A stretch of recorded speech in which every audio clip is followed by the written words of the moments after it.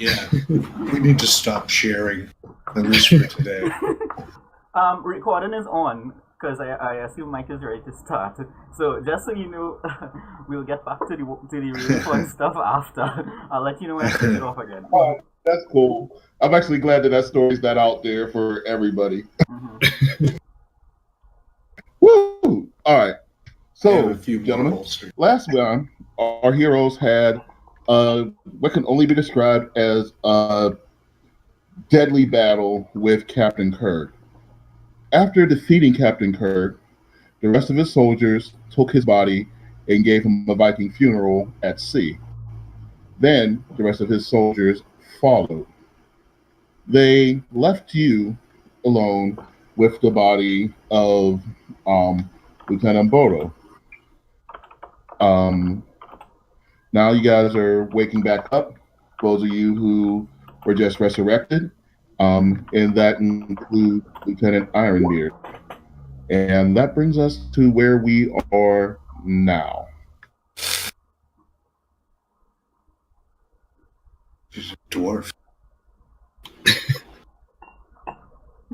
I will tell you this. Um, Before Kurg left, he did leave a small note. It says, "The lab is downstairs. I do not know how to move the statue." So he anticipated his own death? He did. He either was going to kill these last heroes or die trying, but he definitely intended not to survive this day. Yeah, that's like He was dishonored when he was discharged.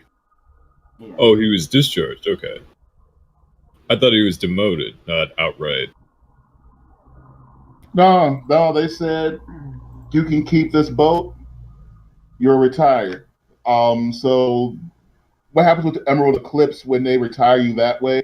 They put you and your men on suicide mission after suicide mission, and that's what was going to happen to him. Only because Professor Ignatius is a jackass, he was going to make sure his suicide missions also coincided with, crap like orphanages or churches or what have you. He was all about honor and fighting other warriors. And they were just going to make him, grab map the middle of the ocean with no real way to come back, no real way to survive. Hmm. All right. So is everybody And we are live. Right. What's everyone's condition, by the way? I think we're all rested. Oh, I'm sorry. You guys do have the opportunity. Yeah, like I said, all of Kirk's soldiers are off of the ship, so you would have been able to rest if you so chose to, and we can make that retroactive if you want. Yeah. Yeah, I think people were down to like 10 and 5 health and things. So I forgot to upgrade my soldiers. Wait, we had to. Yeah, I even made them level 2 or level 3 last time. I don't remember, whatever they weren't. It was level I believe I made everybody level 3, didn't I? Yeah. Yeah, you guys can go ahead and do that while you role play what you guys are doing as you wake up and as you talk about what you see in the room. I will explain anything you have any questions on, and also get rid of these dead bodies. So they're on level 3 now? Yeah. Yeah, depending on how you want to look at it. You do know officially that, so we have the top deck, the middle deck, this would be the third down deck, and Captain Kirk just confirmed that there is, in fact, a deck below, which was the laboratory. Excuse me. Is Ironbeard awake? She is. She's been kneeling and praying over the body of her late husband for some time now. She did get a rest, though. I approach and sit next to her. He was actually proud of each and every one of you. He talked about all of his students, but he definitely mentioned you all as well. Do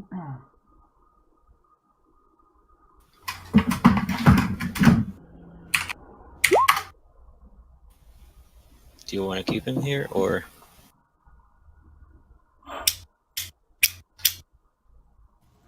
We lost a lot of people. We lost people on the top deck. We lost people in this middle deck. We'll bury him. This is our ship now. Maybe we burn the whole ship and bury him at sea. But it would be nice if we could find a way and let him be buried back home. I don't know if they have any type of way to deep freeze anybody. Knowing what this guy's done, he might just have it.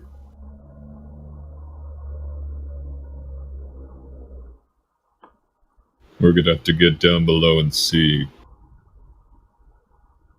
Yes, it's about that. Let's take a look at this statue that Kurg was speaking of before. Yeah. Right. Okay. Where would this be? So my thing is mixed up with the the GM thing. Obviously, do you guys see this? The Yeah. spider? Yes, that's the statue. Oh, okay. All right. So I'm gonna need you to use your imaginations real quick. Instead of a spider, that thing actually has 4 legs. And you can ask me any questions that you want about it. Is it a centaur? It. Wow. No, it's not a centaur.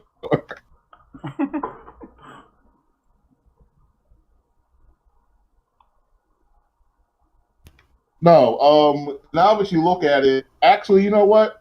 Screw that. Fine. It is a centaur, but not in the normal way. This centaur, of course, has 4 legs, just like any good old centaur does with its hooves. Any But the top half self-respecting of it, centaur.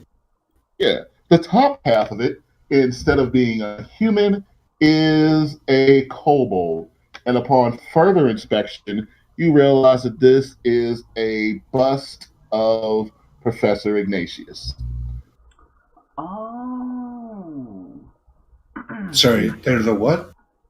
It's a bust of Ignatius on top. I didn't know Ignatius had, 4 legs.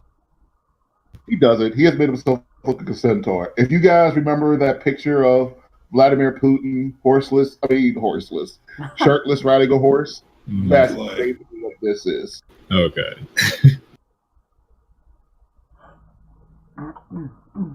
So do we have access to that statue? Is it in a hallway there?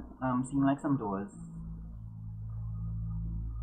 Yes, those gates are clear. You have the ability to reach and look at this statue. Oh. Are there like any obvious scratch marks on the ground where it's been slid aside or anything? Yes. Can I investigate? Go right ahead. All right, that will do. As Zunkarab asked you, and we went down to look for, you do notice some scratches underneath the statue where it looks like it slides back and forth. The other thing you notice is a slight draft when you bend over closely towards it. Say no more, I got this. Okay. And I'm gonna ram into it. As you ram into the statue, you feel the full force of your bull might, and that was a pretty good roll too. You feel the full force of your bull might reflect against you. You also hear a thunk, thunk, thunk, thunk as the legs of the statue and the base kind of grip harder to the wood. Well, that's not normal. Can you pull it? Does it have a face? Oh yeah, it has a face. It has Ignatius's face. Is the face like doing anything while it's like digging into the ground, or is it still just a face? Or I should say, is it still just like a statue? It's a statue, but the image that Ignatius has chosen to use is one where he has his hand underneath his chin in deep thought, while pointing his other arm into the sky, as if to say he's just thought of a great idea. That great idea was posing for this statue. Is there Okay. anything above the statue?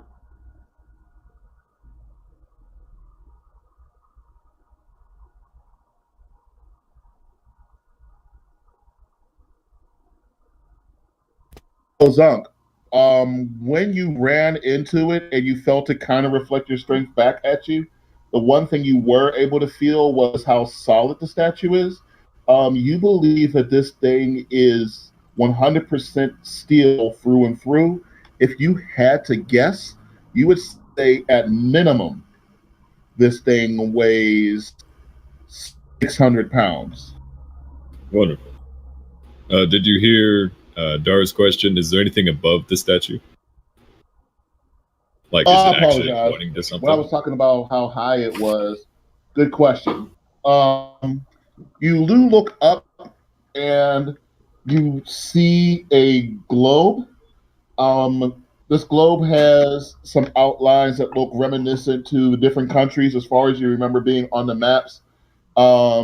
You notice that the southern part of your country, he has circled and named it Ignatiusville. Creative. Zunk, can you line up the statue so that he's pointing at that circle? He cannot move the statue. Oh. It did not budge. um, try to shock it then. I don't know. See if you can break the mechanism. That's Go for it. It's a metal conduit. It'll work, but it's not going to affect the statue. Just in case Are there- there's a mechanism, I was thinking. Are there buttons? Give me an investigation check on the statue. Ah, shit. What statue?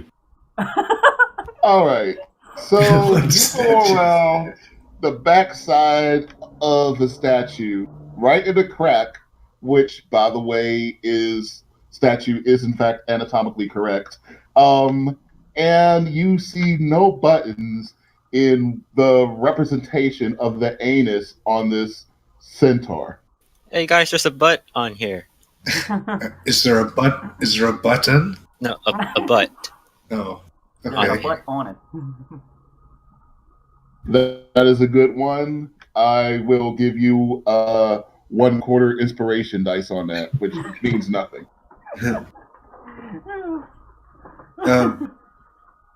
Can I do like a history check or something to try to figure out what this thing is? Or like is it Yeah. not is it Yeah, matter of fact, go ahead. no. Does anyone want to give him guidance on that?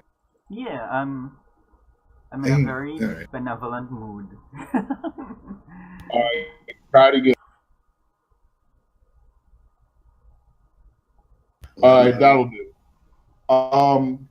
So your history, looking at it, the thing you notice is that the horse itself does not seem to be a single horse. It's as if this horse were spliced together from 4 horses. More accurately, 5 creatures. 5 creatures have 4 legs. And a butt. Well, the 4 legs of the 4 horses, and the 5th creature, of course, being Ignatius himself on top of them. Oh, okay. Does that make any sense to me? Like, do I know what it is, or All you know right now from that is that Ignatius has chosen 4 animals to be on top of, as if to say he is superior to these 4 horses, Is that a and reference? all to they're good for is carrying him. What like was the that, other Sal? species? like represent? Somebody give me a nature check. Ah, cool, great, wonderful. That'll help. When you look at these four horses, each of these legs corresponds to a horse from a region in your country. Like one of them represents one that is from the land where the elves used to be. Because you know how you remember in the timeline how you had cities for each race. Yeah. Each one of these horses are historically linked to one of those cities, like the human city, the elf city, the dwarf city, and a fourth one which actually represents like the Goliath and Minotaur city. In fact, one of the legs is not, in fact, the leg of a horse; it is a leg of a Minotaur. Wonderful. You can relay that to your friends if you want to. What if we each So- grab a leg and pull it apart? Try to pull it apart in different directions. Go no, ahead and try. Morningstar. You're Might- not very big. Does anybody have detect magic? That would be an Arcana check. So both you, 3 out of the 4 of you, are capable of that, if not all 4.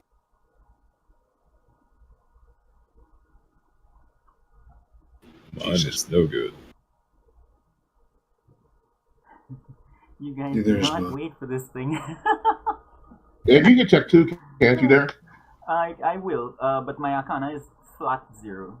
I have a pretty Oh, good. okay. It's a D20. Got to be better than All what right. we've got. Well, give me that D4, Darren. Absolutely.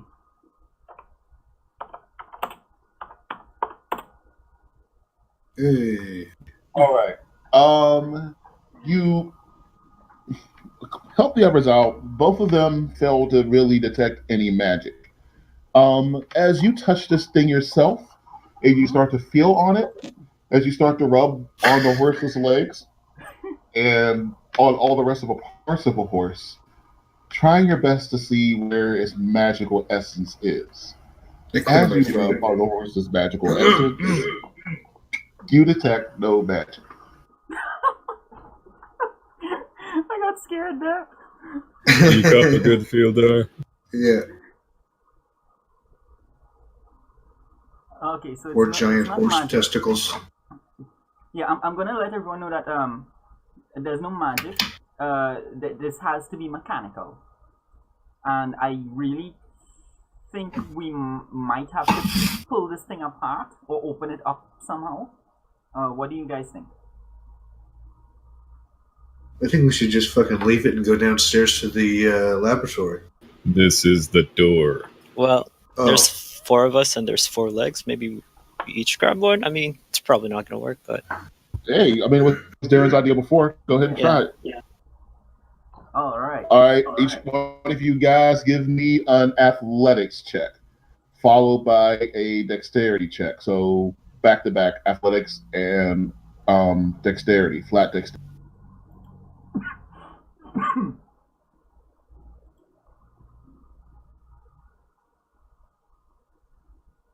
Okay, are you guys going to be using any ropes or pulleys or any planks to help you get a grip? I have a rope. We have ropes, but to be All right. honest, we didn't think of that. So I guess we approach this with hands on. Mm-hmm. Let's just try with that rope.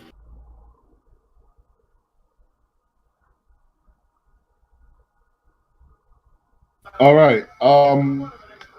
So each of you guys go and grab one of the legs. You pull on them as hard as you can, but just like what happened with Zunkerat before, you feel the full force that you were pulling on thrust back against you. Does anyone want to take a closer look at this horse? Yeah, Yes. I will. Because I approach now, so I'll do a thing. Because I'm thinking Both of maybe you we guys should- said yes at the same time. Okay. Mike was slightly ahead of you, Darren. So I'm going to let him say what he wants to do first, and then I'm going to ask you, okay? Yeah, and plus I don't think he has checked it already as yet, so he would probably. It would, this No, would no, no, probably no. I be mean, his thing. but both of you guys said you wanted to check the horse. Yeah.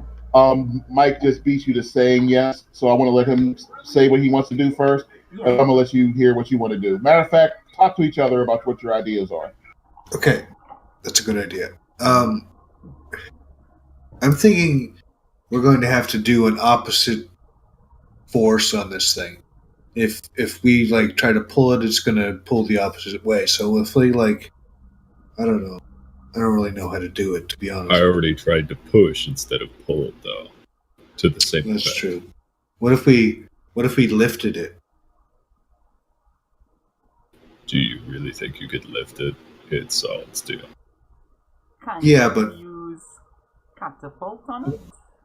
yeah, I mean, I'm a smart guy. I think I can conjure some pulleys and shit. We could probably rig something. Well, here's my idea, and then we'll look at that Yeah. again. Okay. Pulling the legs don't work because it pulls back in. Maybe we should push the legs in and let it push back out. Okay. So we use All right. ropes to hog tie the legs and pull them into each other and let them spring back out. All right, go ahead. I'm not going to make you guys roll again for that. Unfortunately, you guys do use the ropes. You tie them off, and you are able to push the things in. You hear a click for half a second, but then they spring right back to where they were, and neither the base nor the legs have moved. Go ahead. Is there anything touching the ground besides the legs? So you are looking directly at the base of the statue right now. Yeah. Okay. When you look at the base of a statue, you see the solid outer block of steel on the ground, and you see the legs of the statue. How closely are you looking at this? Give me a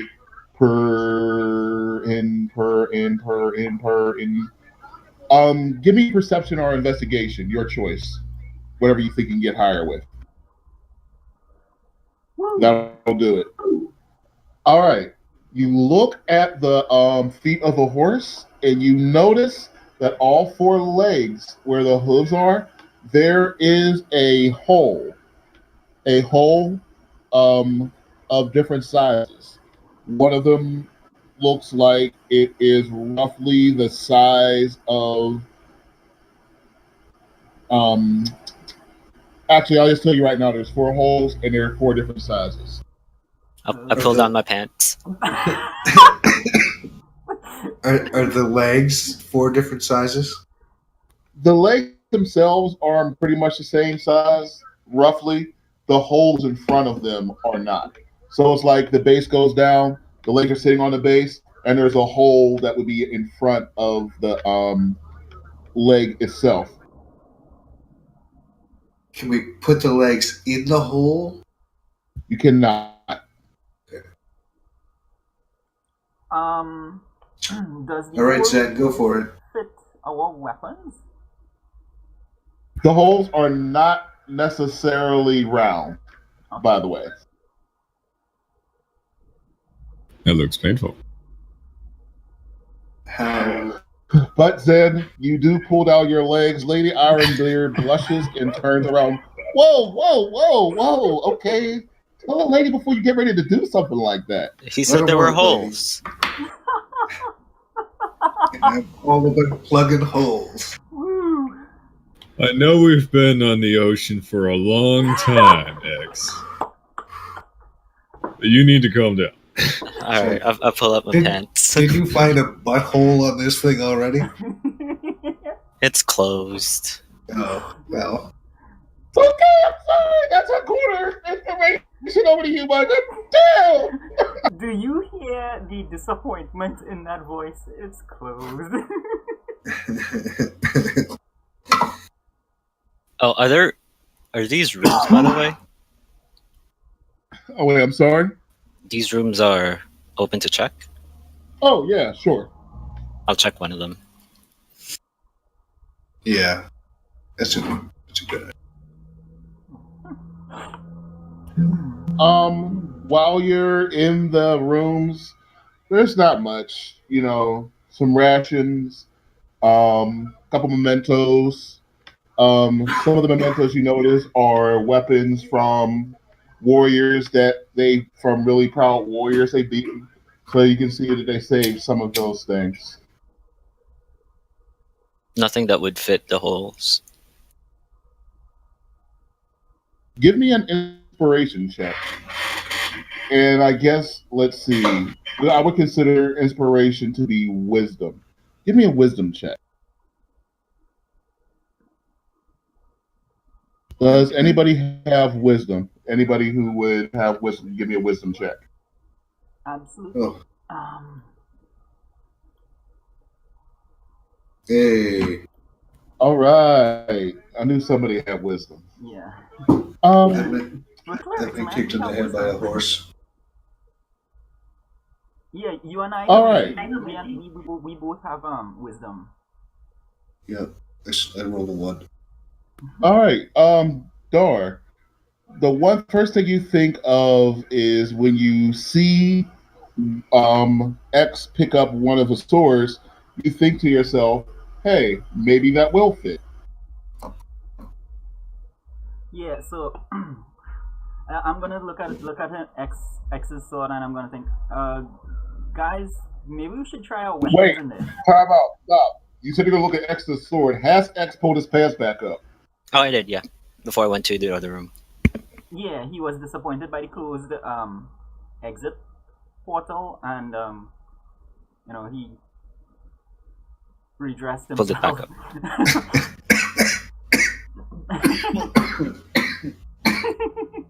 Okay, is it a weapons thing? Do you think? Yeah, because I fucking have a hammer. Dar? X has arrows, I think. Zankarat, how big are your horns exactly? I'm not using my horns. So, let's see if any of our weapons line up with these things. Okay, you guys all stand in front of the holes. You pull out your massive weapons, and you try to slide your weapons into the holes. First gently, I'll go then a over little here. bit more strong, then faster, then slower. Can Your I just take weapons- a long rest? Is the statue smiling? You're gonna have no choice in about 3 pumps. You notice that it feels like when you have a bunch of keys and they fit into the hole, but they're not quite right to turn it. Oh, what about like What if we just tried different slots? the weapons? These were real weapons on the flag. Though the body of Lieutenant Bodo is impaled with real weapons. All right, let's try that. I'm gonna apologize to Lady Ironbeard in advance and say, Lady Ironbeard, we need to get those weapons out of him, and we'd like to see if we can get this statue open. I hope you don't mind.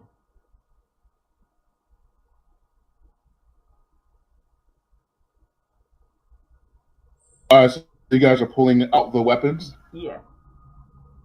Yeah, I am. All right. How many are you? How many are you guys pulling? Well, we can see two edged weapons there. There's a. There's 2 swords and an axe. There's a shield, an axe, an arrow, which you might not be able to see, Yeah. and a sword. So there's 4 total. Yeah. We'll get all of those out. They're gonna be pretty big, so I'm gonna say each of you can only carry one. Yeah. Are all 4 of you coming down to grab one? Wait, are these giant weapons? They're big, but we're still going to say you can only carry one. Okay. Yeah. Yeah, well, we're doing this together, so, teamwork. All right, tell me when you guys pull out the weapons. I just pull mine out. 3, 2, 1. Well, I mean, I don't know. I'm kind of a little resistant all of a sudden. All right, you hear a click and you hear a rumble as you pick up the weapons. Okay. And then you hear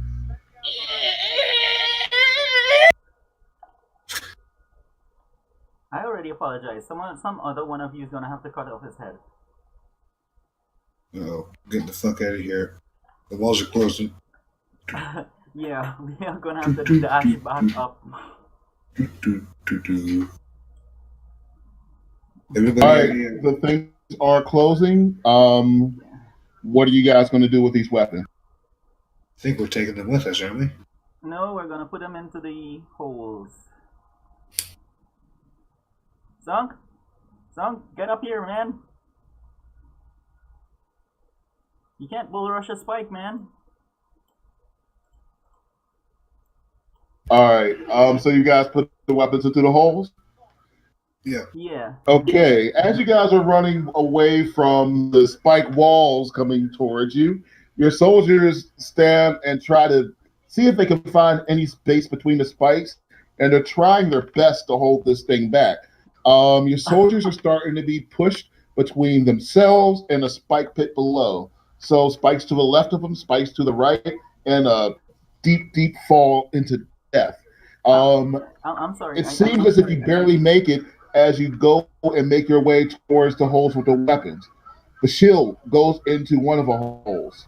You hear a click. The sword goes into one of the holes. You hear a click. The axe goes into one of the holes. You hear a click. Okay, let's see what happens here. Because last thing is an arrow. X, roll me a D100. You have to roll low, right? X, I think. Good luck, man. We know. All right, cool. The arrow breaks, but it does not stick into the hole. It was a standard arrow, however. Take Does one of anyone mine have any out. other arrows? All right, you stick the arrow in. Roll me a D100.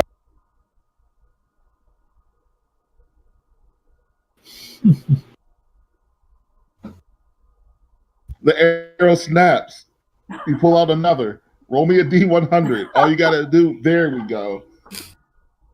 All right, and finally, with a final click, right as one of the spikes was about to drive your soldiers into the spike pit, it stops. Their feet hanging right over the pit, Whew. and spike walls go back. Sorry, I'm farsighted. It's okay, X. You did great. That was a good trap. That was.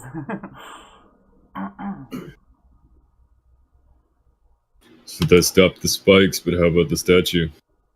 Statue Statue, just left. after you hit it with the four things, the legs go down further, the statue raises, and you guys can now walk down the stairs, assuming you can see the stairs. Give my guys an not attaboy. as yet. Can't see the stairs.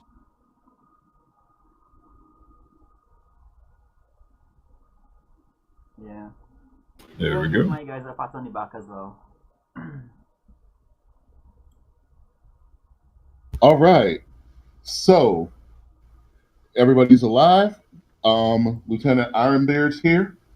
And I guess this means we can bring ourselves, now you have a choice to either go downstairs or back upstairs to the top deck or to the middle deck. Really can do whatever you want. Yeah. What deck are we on now? You are on the deck right above the laboratory. The third deck from the top. And the So fourth that's one- that is the door to the laboratory, is what you're saying? It should be. Okay. Is anybody good at looking for traps or anything? Because I push X in. I just barely managed to do my guidance on him before that happened. Okay, I'm gonna cast Pass Without Trace, and then I'm gonna roll a stealth check. So I have 34, because plus 10. And then I'm gonna go down.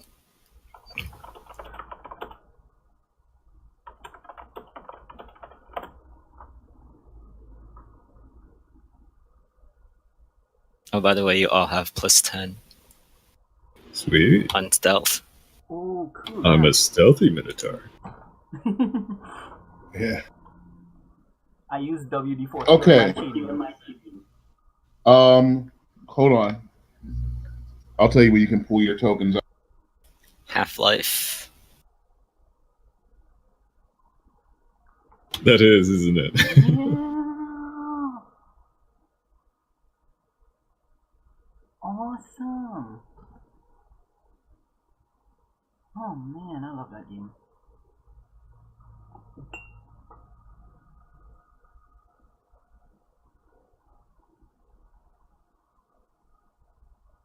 All right, you guys can pull your tokens out. Okie dokie. Well, that doesn't look anything like fucking. Or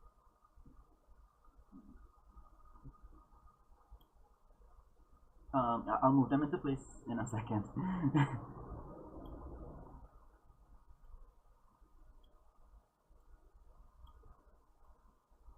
Alright, so, yeah. Is this before or after we had rested? Did we decide to do that retroactively? I believe you guys said you retroactively did rest. I was under Okay. the impression that you did. Yeah, we rested. We honestly Long didn't have a rest, choice. short rest. That was a good battle. Long rest. Yeah. Yeah, I decided, I asked you guys if you wanted to, you had the opportunity to long rest. I assume that you did. Alright. I'm gonna go check out this book. That's why everyone's so feisty now. Give me a dexterity check. That's encouraging. Yeah. Can I guidance myself first? Not in this case. You were not ready. What did I do? Oh. Yeah, that's fair.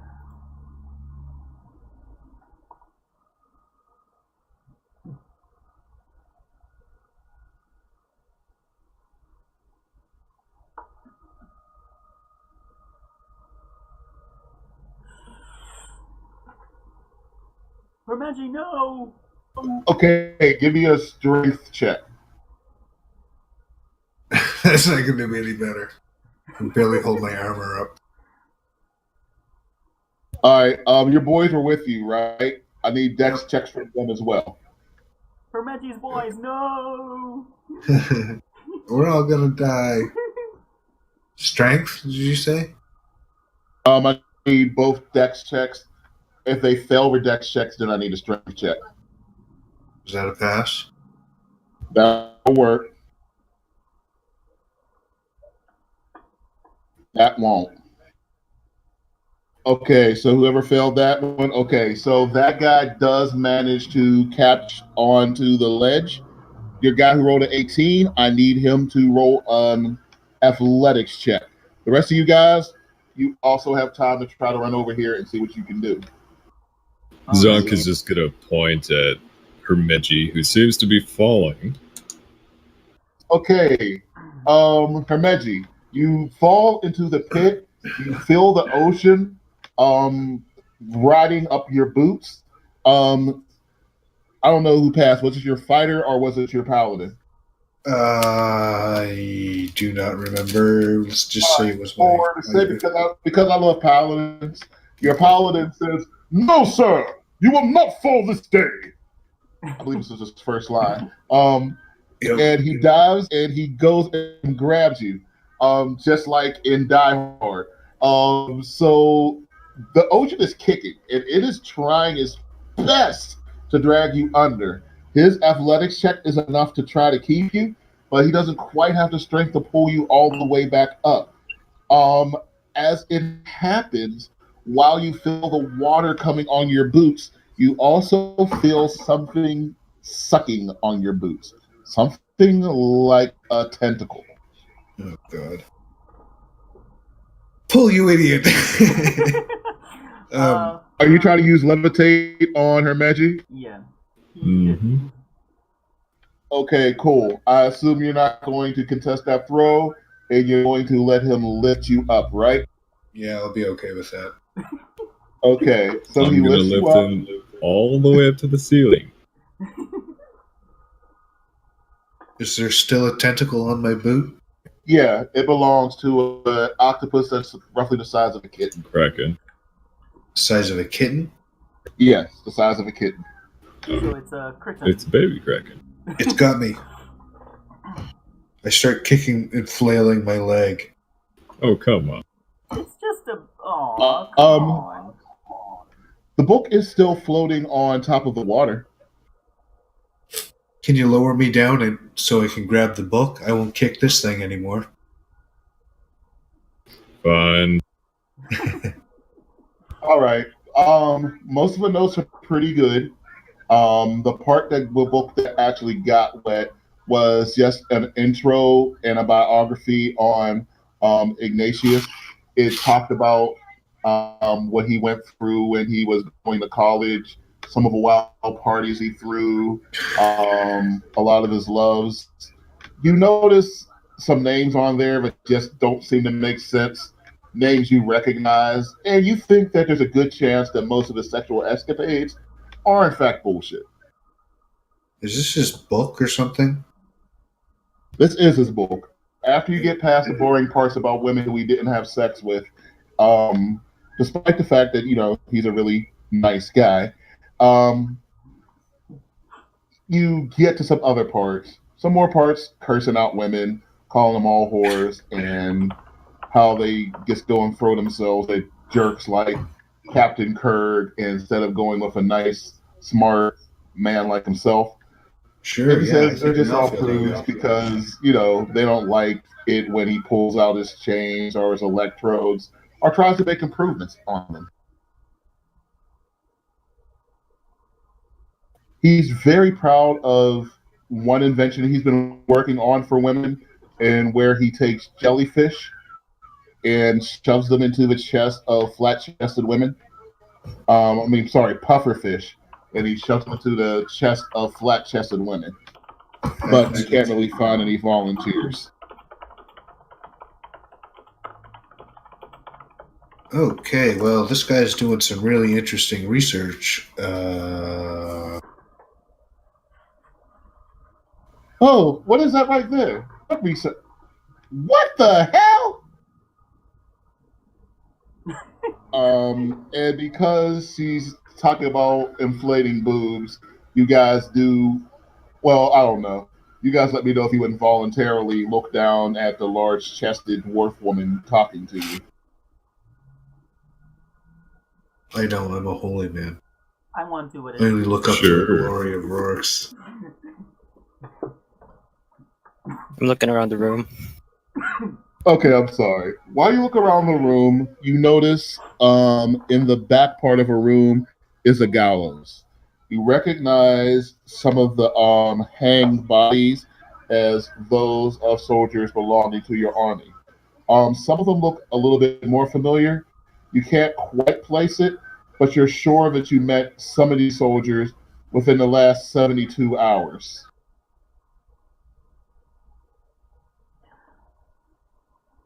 Did they come with us? Or were they captured? No, these are Were they bodies. captured with her? Talk about yourselves. Are these your men, Ironbeard? They're not my men. They look like. She looks at them and she looks at their arms and she says, "They look like sharpshooters to me." Oh my god, are these the doppelgangers? No. This is the original crew of the ship.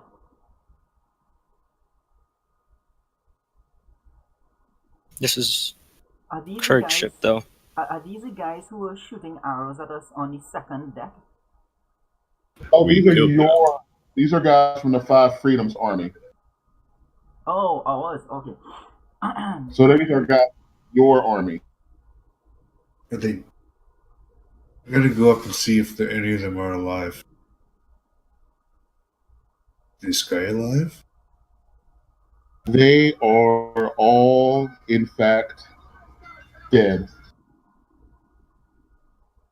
I know we lost the arrow Looks like everyone's that helped us cross the dead. ropes. What's that? We had some sharpshooters with us that helped us cross the ropes to get on. All right, give me a history check and see if you recall that. Absolutely. Could be Shiny Pants' people. Shinapants, sorry. All right, that'll work. Dar, Mhm. as you look at the soldier, your fears are confirmed. These are, in fact, some of Captain Shinipant's soldiers. Worse, as you look at them, you notice the arms flail. You hear them growling, but they are not growling in their normal tone. It is the growl of a zombie. Fucking zombies.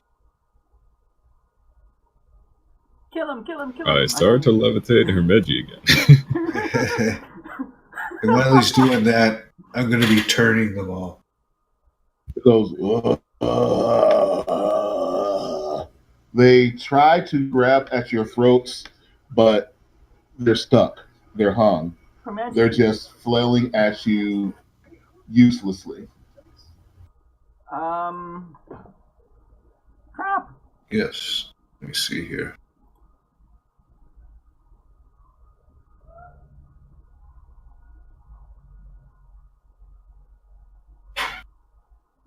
All right, that is 1, 2, 3, 4, 5. Oh yeah, I don't get turn undead. You have to undead. Oh Is wait, it? yeah I do. Yeah I do. Sorry.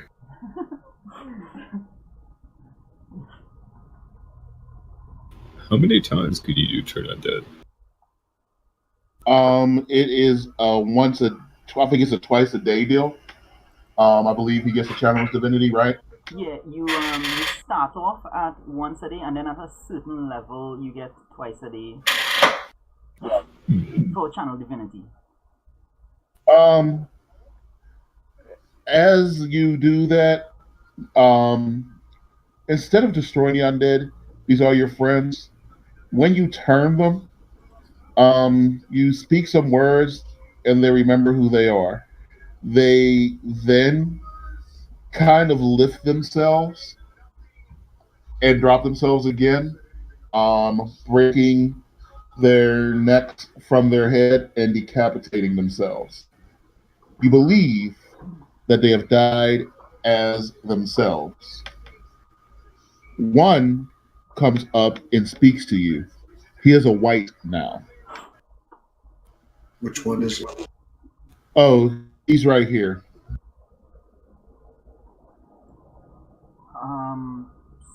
Sorry we didn't see the thing, but that's okay. Oh, okay. Thank you. You have saved us. Please save the others. Where are they?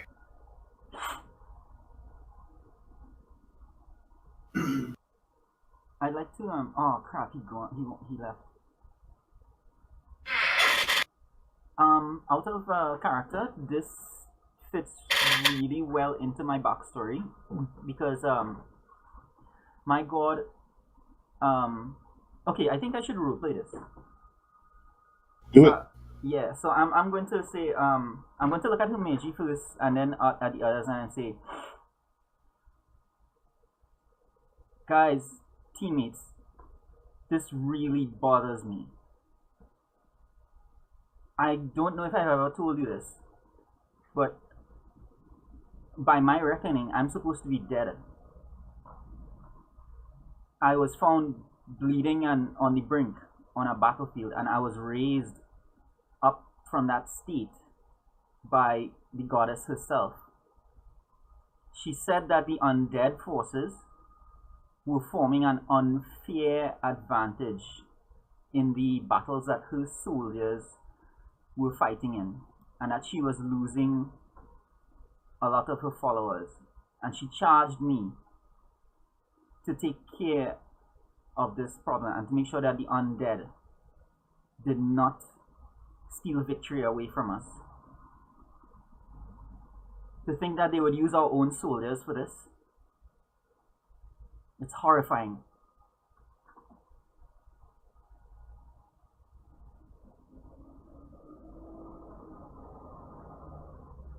I understand what you're saying, Sugar. This Professor Ignatius, I don't know if there's any end to his depravity, but I can't believe he would just not even use them to fight us, just to taunt us? What the hell is wrong with him?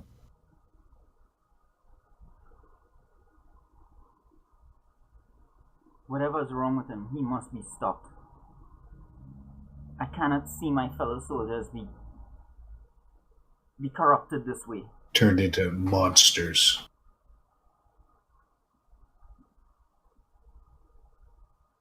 So as you guys turn around, you see a second room. Between that room, suspended, you're not certain how, is an elf with golden hair.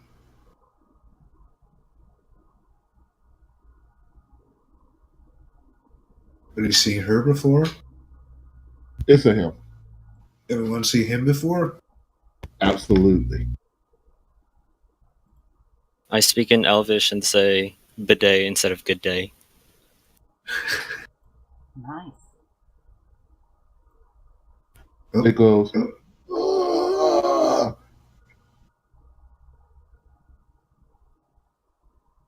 Is he chained? is that ice?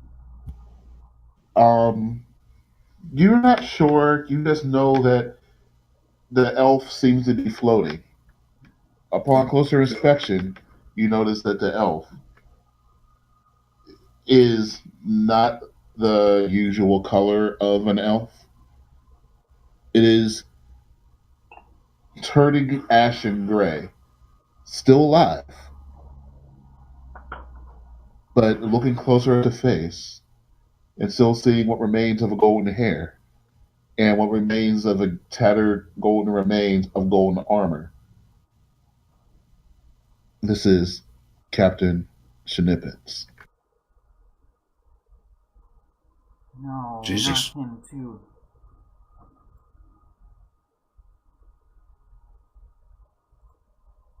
Schnippets, can you hear us?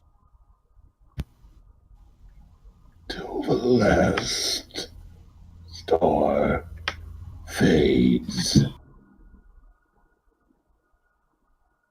do they do to you? Until the last star fades. I'm gonna go up and check him out. Stars. When you step through the corridor, you hear a click and you start to hear a hiss in the previous room. You see from each of the corners some of the gas that you saw on the previous floor start to fill up that room. The room with the book? You already took the book, but yes, the room with the book.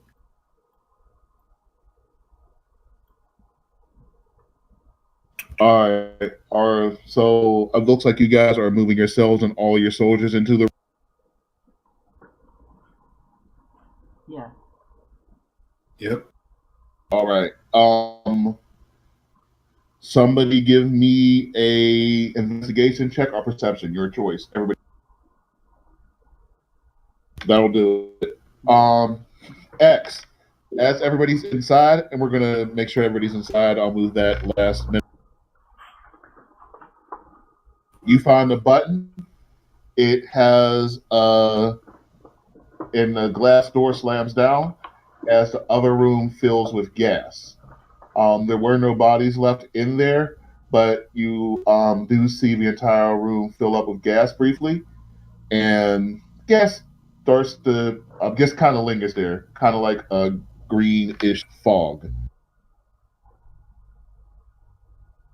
Can I make a nature check for that fog? Or oh wait, I think I already did, right? It was cyanide. Yeah, it's the same gas that you guys smelled before.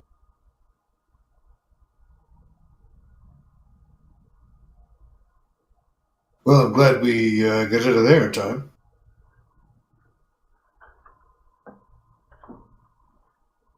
Question is, what set it off? Or who?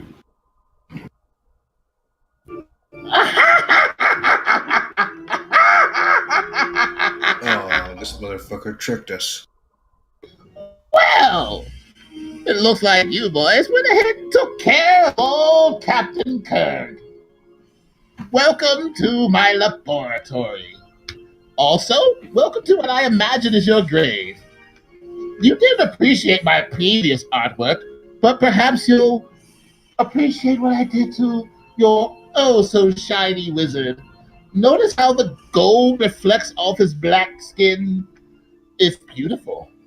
He wanted to stand with his soldiers, and now his soldiers are one with him. You look at the body of him and you realize that now you start to see that he's floating in some type of goop. As you look at him, you realize he doesn't just have 2 arms, he has roughly 8. He has been changed from what he was to what is called a derider. You don't know what the goopy substance is, but you hear the words of a once proud warrior say, "Until the last star fades." And it looks like it's time for your stars to fade, boys. I wish I could hang out and see what happens. Maybe I'll record it. Maybe I'll send it back to your home so they can see you dying and screaming in terror. Or maybe you'll find some way out of this. After all, I'm not such a cruel man. In fact, I'll reunite you with your friend.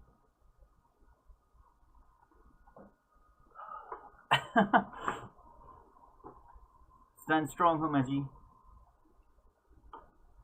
Which friend is that?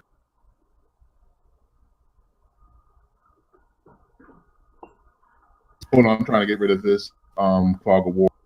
Oh, okay.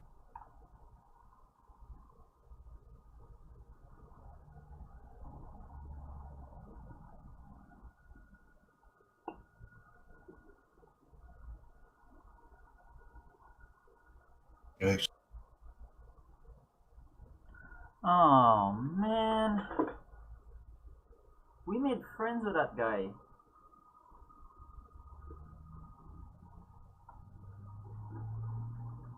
What you see in front of you is what can only be called a bastardization of unity.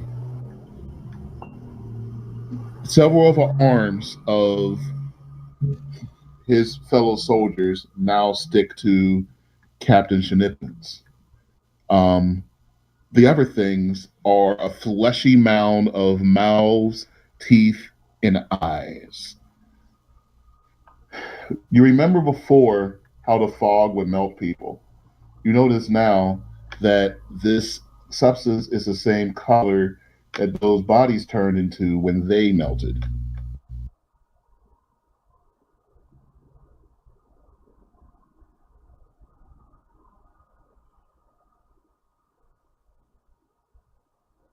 This is despicable.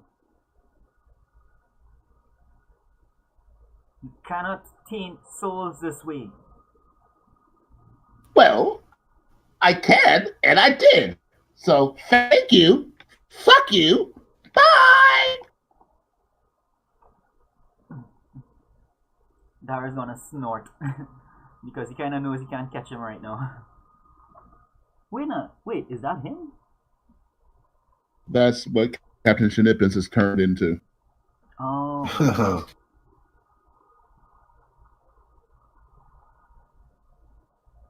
And what are these giant goobies? Oh, there's a lot more of them. Yeah. Wonderful. As two of them crawl, one of them flies. As he finishes flying, you see a pool in the middle, and this is where those melted bodies poured into. You can still smell the stench of rotting flesh, although technically these things are not, in fact, undead. As you guys are trapped, right? So the next thing you guys hear is this.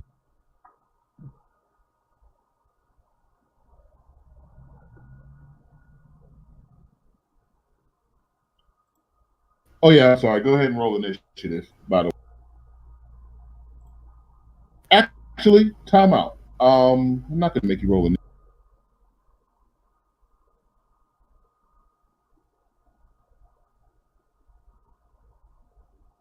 So I mean, obviously, you see Captain Shenipin's here. Does if you guys have any ideas on how you might be able to reach him, I'd be glad. Yeah, that thought had crossed my mind. It's like, given the time constraints, the only person I could probably shout at is Himeji to ask him if can we reach him? He's still in there somewhere. He remembers the stars, man. Let me think about it for a sec. I'm going to just wait a minute. Fucking stupid sheet comes up.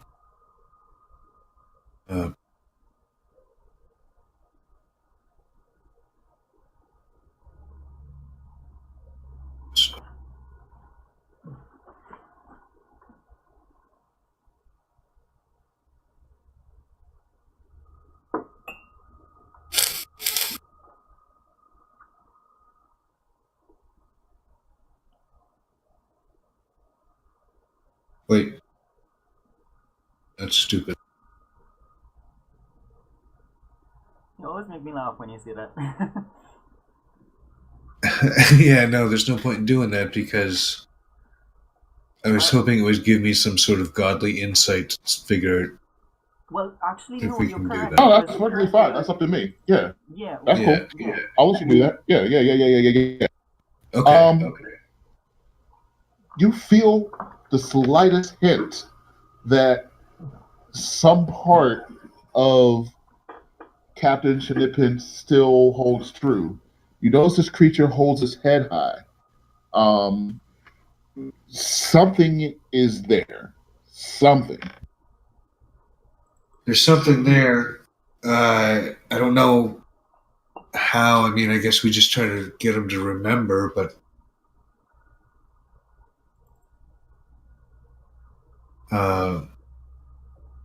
all with me, man. anybody got any ideas? Anybody have any special connection to him?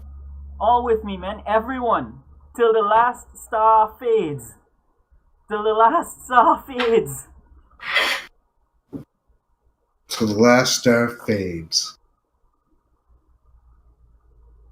Till the last star fades. The creature holds his hand, but the rest of you hear this.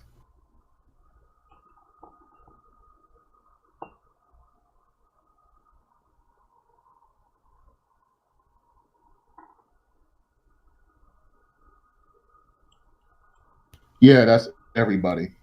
So you see what it says, a DC 10 wisdom throw. If failed, you guys cannot take a reaction until the start of your turn. Wisdom. Yeah, makes sense. Straight. That's 2 fails. Straight wisdom? Yeah, straight wisdom. Oh, crap. All right, 2 of you guys are cool. I'm gonna give your guys the same roll as you guys have. So let's see here. So let's see, blah blah blah blah. You can hear the gibbering, must succeed on a DC 10 wisdom throw. All right. What? You were still blessed? No, I have to do a D8 to determine what my character does on a failure. which would Okay. be I got it. no actions because it's a 3. Oh, okay. All right, so we have to do that as well. Yeah. Yeah, you do. Because you're the only one who failed. Really? Wow. D8. Which means I'm going to miss a turn when this goes to initiative. All right. So for right now, whatever you said was just enough to keep Shenanigans out of this round. But I'm gonna need you guys to roll initiative where it regards the creature. Absolutely. Is the tracker up? It is not. So I'm gonna remember that Zunk got a 15 if he doesn't get high. Okay. It's on there. Don't roll yet. Oops. No sec, I have to I'm took happy it. with the 10. Go ahead and roll again for me. I won't make you guys go lower. No.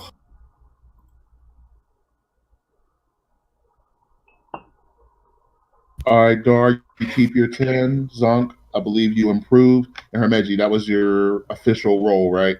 Yep. All right. Cool. So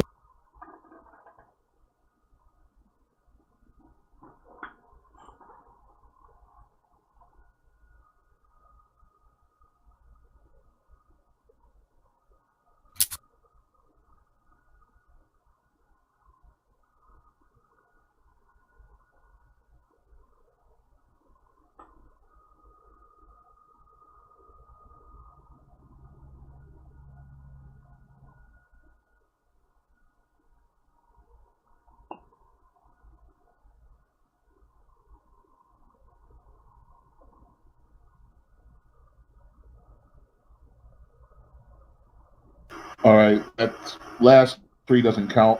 There are only 3 of them. However, what you guys notice is that the goop that Shenipins was in, you notice that it's still kind of moving, and somebody realizes that this goop is in fact alive.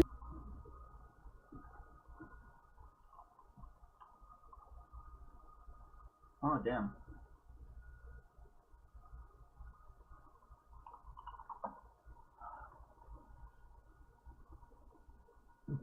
Ooze, slime, assuming. Yeah, something like that.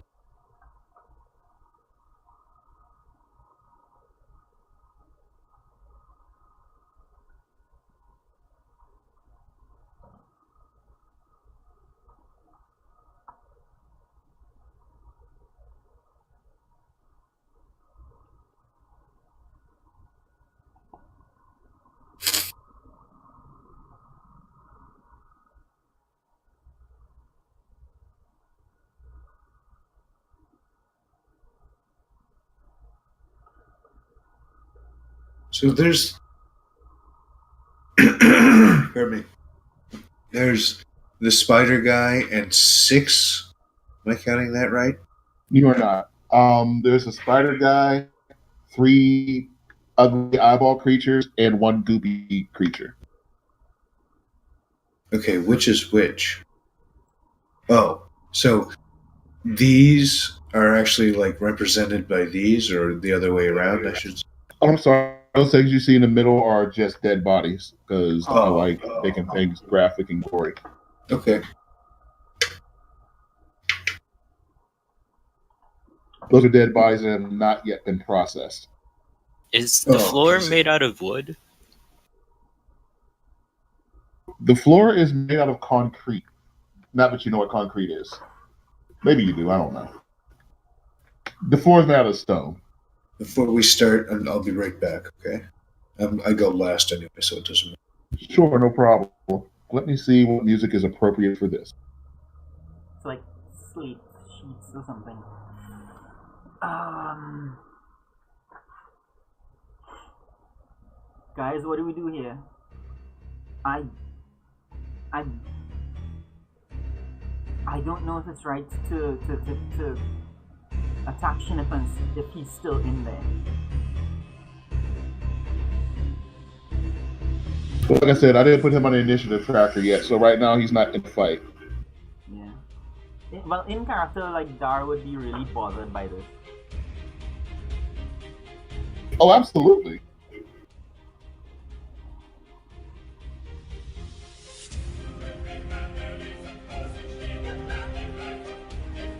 Oh, by the way, in case you guys are wondering, you do get one more screech coming back in. Oh, and before we get started on the festivities, I thought you might want to know exactly how it happened. It was the power of friendship. You see, right while you boys were busy kicking ass on the second floor, after you made the doppelgangers run away, I sent some up to say that you needed help downstairs.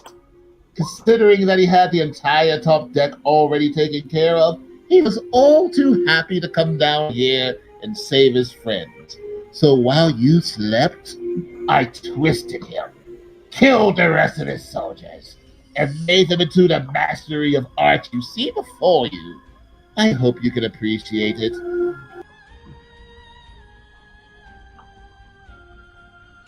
All right, X, it's your turn.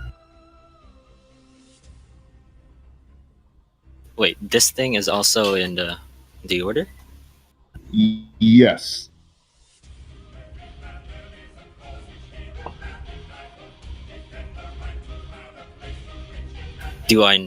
Does X know that?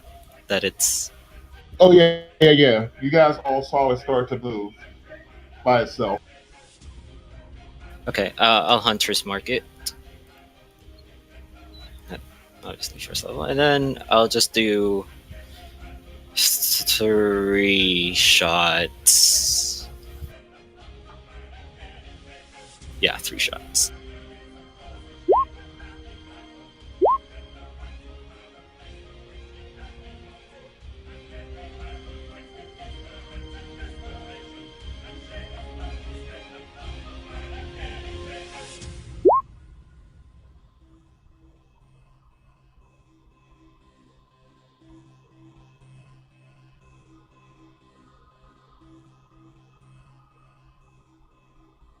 Back. All right, cool. WB.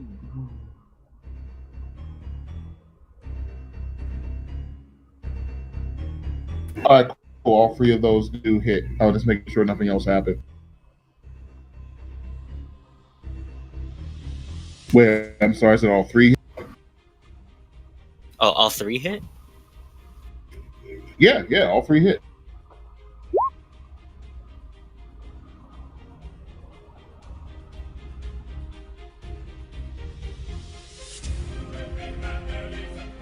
Okay, so the 2d6 is a sneak attack, and the other d6 is the hunter's mark, right? The Hunter's Mark damage is every time I hit, and then Right. sneak attack is just This on the thing first is one. not humanoid, by the way. Oh yeah, I didn't add the +2s, so 34 total. What's the 2d6 for? Hunter's Mark, And what's the 1d6 for? also Hunter's Mark because all 3 hit, right? You get hunter's mark once a turn, don't you? It says whenever you hit it with a weapon attack. Hold on, let me double check that real quick.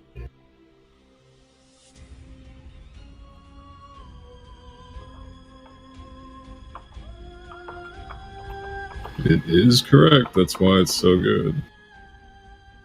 Okay, yeah, I don't know why I thought it was only once per turn. Okay, cool. That's just sneaky. Yeah, so let's see here. You said 34, right? Yeah. Who did Where'd you hit? shoot? This thing, whatever this thing is. All right, Zunkarat, it is your turn. Well, Oh, wait, no, it's not. Isn't it? It is your turn, but you get to do nothing this round. That's Besides roll a right. DC, besides roll a wisdom check to see whether or not you get to make a move. That would be on the start of my turn that I would have made the last roll, so I don't do it. I'll let you roll your wisdom check now, though. See if you can do anything next. Okay.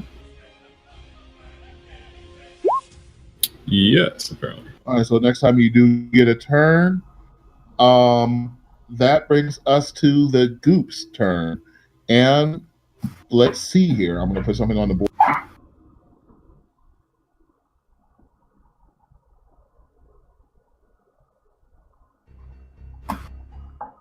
Didn't Dar have a 10? He's on with a 3. But anything doesn't. I don't really pay much attention. Like I don't worry too much if I get low energy. So Fair enough. Yeah, it's okay. I'll let the dice decide. All right, so let's see. Blah, blah, blah. Oh god damn it! What's right? Check your Discord chat, dudes. I just sent that.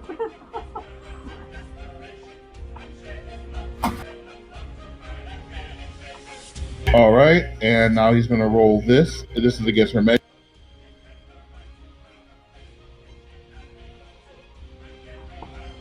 One thing I do have to ask though, when I rolled my 1d8, I got an 8.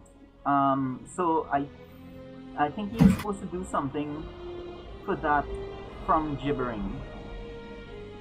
You can only make a melee weapon attack against a random creature, right? Yeah, so you can only make a random weapon attack against a creature within 5 feet from you. You don't have a choice. Oh, that's for So me. I thought it was for the person who said it. Nope. That was your TA roll.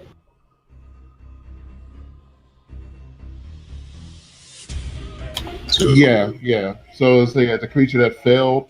You're the creature that failed, so that means you have to hit somebody within 5 feet of you, friend or foe. So that will be on my roll whenever that comes up. All right, so I need a. So from Hermeji, I need you to give me a dexterity throw, and it has to be 12. And he left. I'm gonna roll it for him then, and let's see what happens. Actually, I don't feel like accessing his thing, so hopefully he gets right. Or, well, it was in the middle, right? I could just have him attack Darren instead.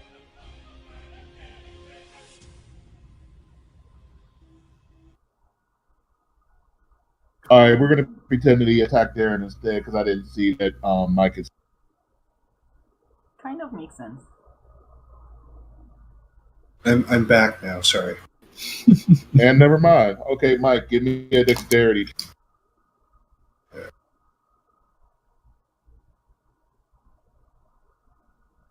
Okay, cool. All right, so you can either be pushed back 5 feet to either side of this thing, and or you can choose not to be pushed back. Right now, within 5 feet would be impossible. To either side of you, you could move 5 feet diagonally. Done. All right. Creature that chooses not to be pushed, blah, blah, blah. On a failed save, blah, blah, blah, blah, blah, blah, blah, blah, blah, blah, blah. And then that brings us to the flying one.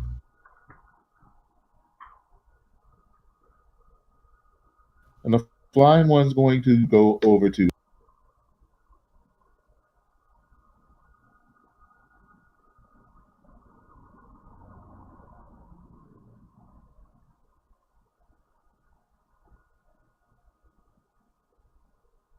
Well, that hits. Woo! And right in the middle of you, he's going to do this is in the middle of everybody. I think this might just hit everyone, 15 feet. So that's going.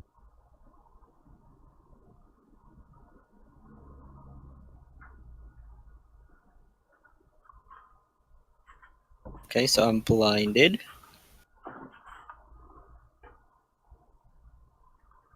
No, actually, you're not blinded. The people who have to roll for the blinded are Zunkarat, his friends, Hermeji's boys, and I think, let's see where that 15.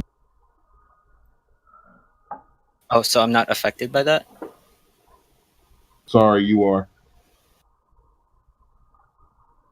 Says each creature within 5 feet of the flash must succeed.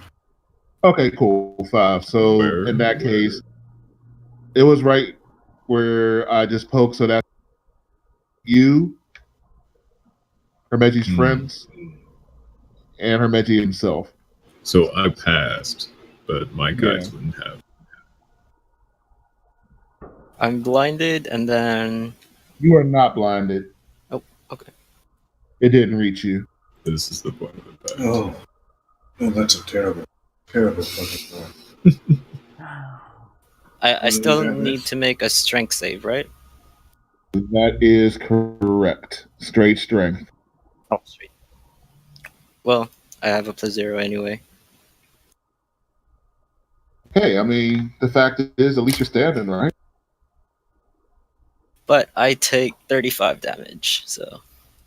God damn it. 35? Yep. Yeah, accidentally critical. I mean, yeah, it was a crit. Those things actually don't hit this hard or this accurately, but you know, a crit's a fucking son of a bitch. Yeah, it is actually. I just saw it. I just saw the crit. Wow.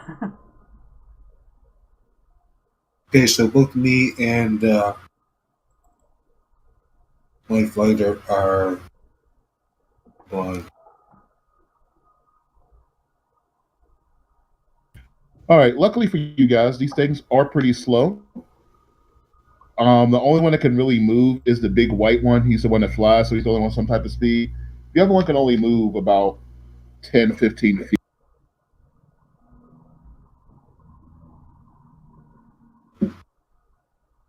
And let's see if that is close enough for him to hit anybody.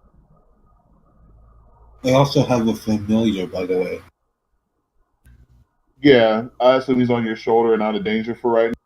Yeah, I just didn't want you to forget that he existed. Because I did until just now.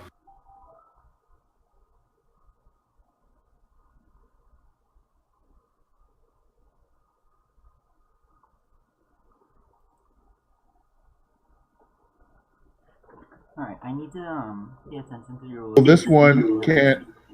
This one is not able to reach anybody, so he's going to stay where he is. X, I forgot. There's also this for you to be concerned with.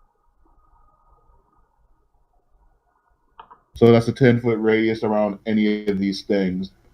Be conscious of that.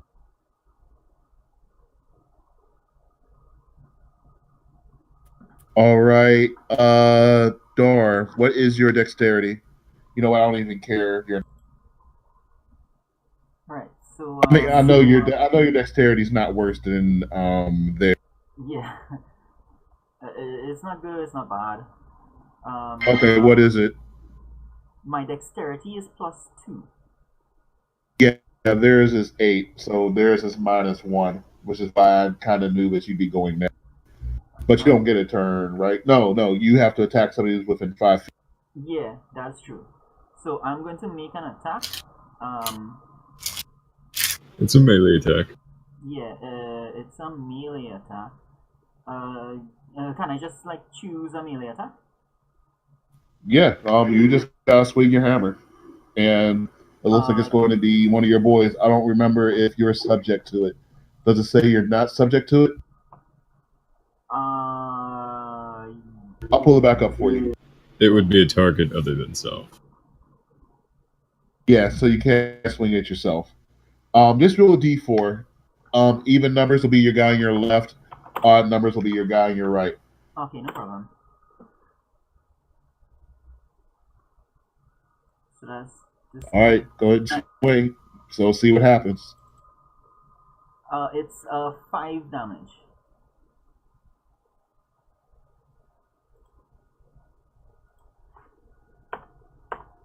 So that takes him down to.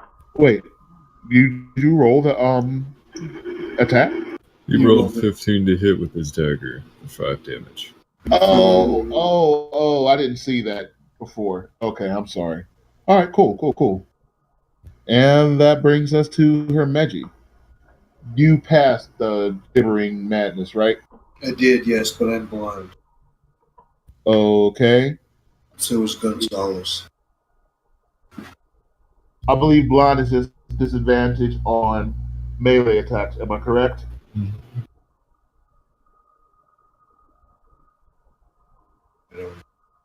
All right, what's your plan?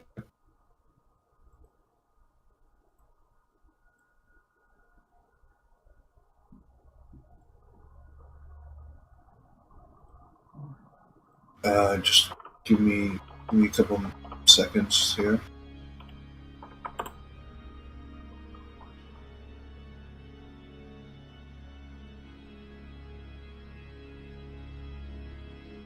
One of the downsides to filming is that I can't take off my shirt when it gets hot. You guys have winter, we do not.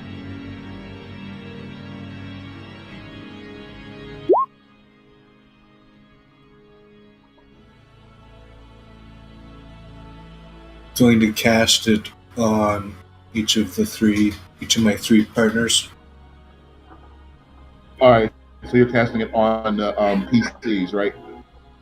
Yes. Very good.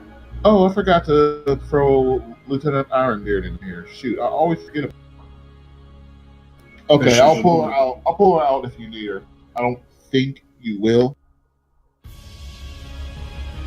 I could use a Cure Blind spell. Does she have one of those? I'm gonna be very honest with you right now. She usually has a spell there if it's like desperately needed. But I actually didn't completely complete her character chart. But how long does the blind last? The blind only lasts for the 1 turn. So once it's in Malfoy's turn again, you'll be fine. Oh yeah, okay. When it's your turn again, you'll be good. All right, X. You are in a goofy situation. Oh, I'm sorry. I think I can also cast Spiritual Weapon. Mm-hmm. You can. Actually, I mean, technically you can't because both of those are full-fledged spells, right? You're not really supposed to be able to do 2 spells on 1 turn. I know I let it go before, and I'll let it go for right now, but you're not really supposed to be able to do that. You can take a spell attack action or a melee attack action. That's the only distinction. No, actually, I think Mike, I think Onyxius is right on this one. The rulebook actually does say that you cannot cast 2 spells in the same turn. The sorcerer is the only one who has that luxury because of the sorcery points. Really? Yeah. What is bonus? What difference? He is actually right on this one. Yes. Yeah, it doesn't really make a difference with the slots or anything. So yeah, it has to be a weapon attack Like even cantrips or whatever other bonus action you would have. So I can do anything else except for cast a spell, and I can cast Spiritual Weapon as a bonus action? That's exactly right. So that would mean you'd be taking your aid back and using Spiritual Weapon instead, and you can do whatever you want. Like you do an attack or move or what have you. Right. Okay, well, we can. Spiritual Weapon can wait until next turn. It doesn't have to come out now. That's fine. So you're keeping your aid then, right? Yep. Okay. All right. I want to try to move to.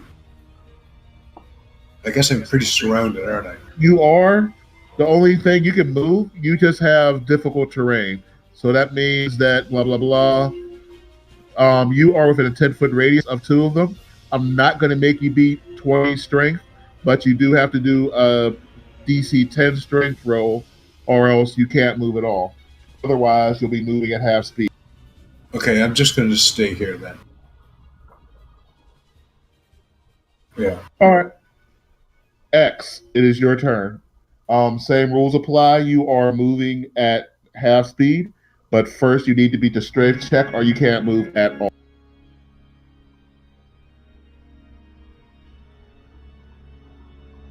Okay.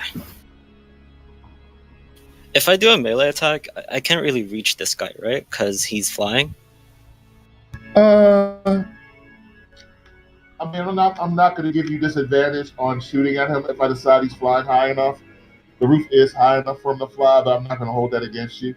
Uh, because of the movement, I'm not going to let you be able to reach up, so you can try to shoot him with your arrow, but I will not give you disadvantage.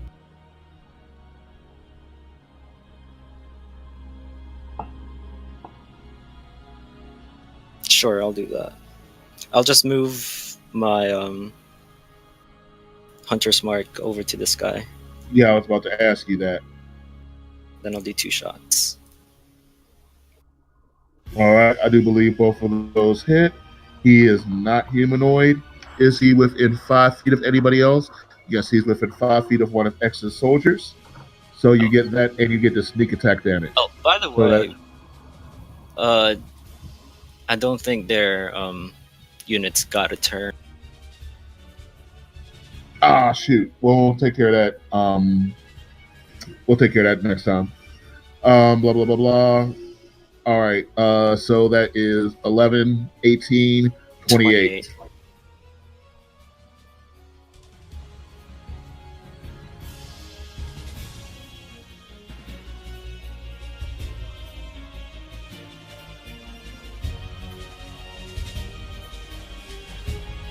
And okay.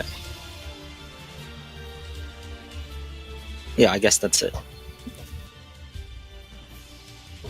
You are able to try to move. You just have to beat DC strength of 10, or else you can't move at all. It's gonna get an attack of opportunity. Mobile is only useful if I do a melee attack. Oh, okay. I see what you're saying. All right.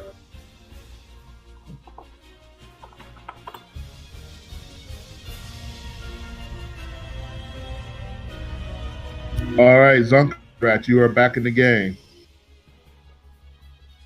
Okie dokie. You're also not standing where you are, so I need you to put yourself somewhere else. Why am I not standing here?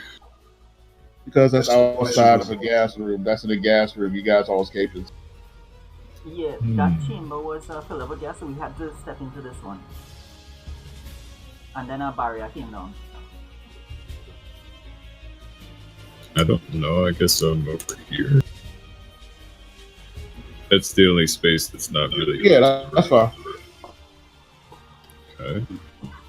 Pretty sure that even in this crazed state, Dora wasn't dumb enough to try to accidentally hit Minotaur with a knife. Yeah. Yeah. Okay, so I'm going to taste myself.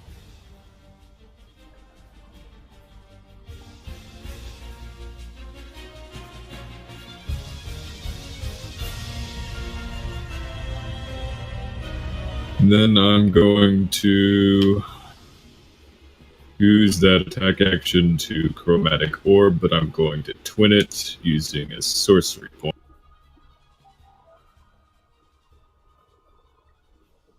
And I'm going to bounce it between these two. That hits both of them, so they both take 6 damage. Electrical. Did you say electrical? Yep.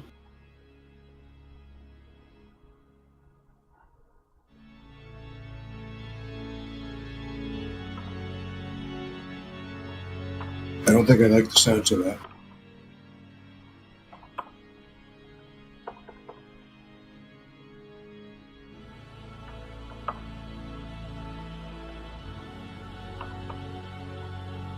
Also loving the double ones.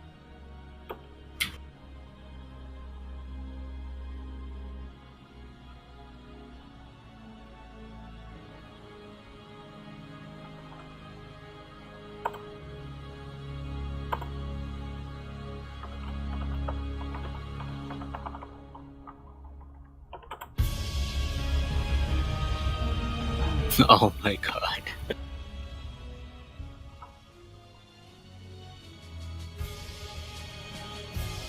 Yeah, sorry, Zonk. I couldn't warn you in time.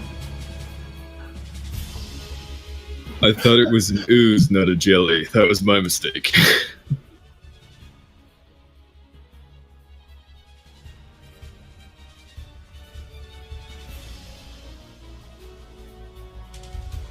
One size smaller. Yeah, it is. I guess I can try to do it. If you make it, So it is now medium like you guys. It is now the size of you. if you right click it and do is drawing, you can put it anywhere. I don't know if you know that. No, I didn't. Hey, Hermeji, you have some experience with the GM layer. You did not say that. He's a GM. Yeah, he's a GM. We're literally in his Wednesday game. I am so sorry, man. Full props to you. Well, thank you. It's okay. I'm not. All that right, cool. He is still capable of swallowing and holding you. He is the same size as you now. All right. But you did damage, Yeah. and you made more bruises. So, yay! In celebration of making more oozes, the brand new ooze looks at you and goes, I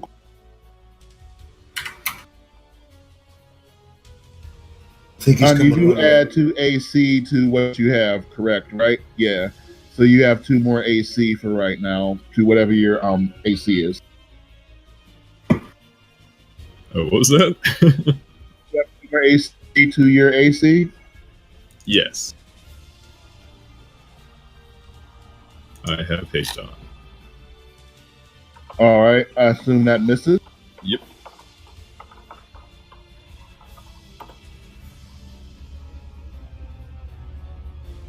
And that misses. Mm-hmm. The second one is going to try to do the same thing. That's a hit. And that's a miss. Did everybody give themselves the 5 hit point boost from the aid? I forgot. Thank you for reminding me. All right. Once again, you guys hear a terrifying scream, and that's going to be coming from the southernmost gibbering mouther. Oh, I'm sorry. These are gibbering mouthers. I accidentally.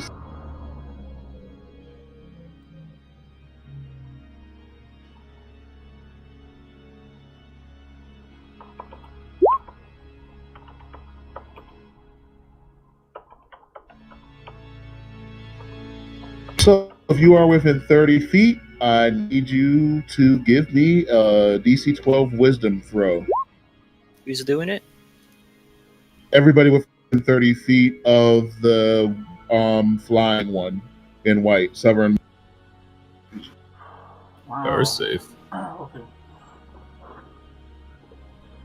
Oh, never mind. All right, cool. So you guys are good. I have to do one as well, I think.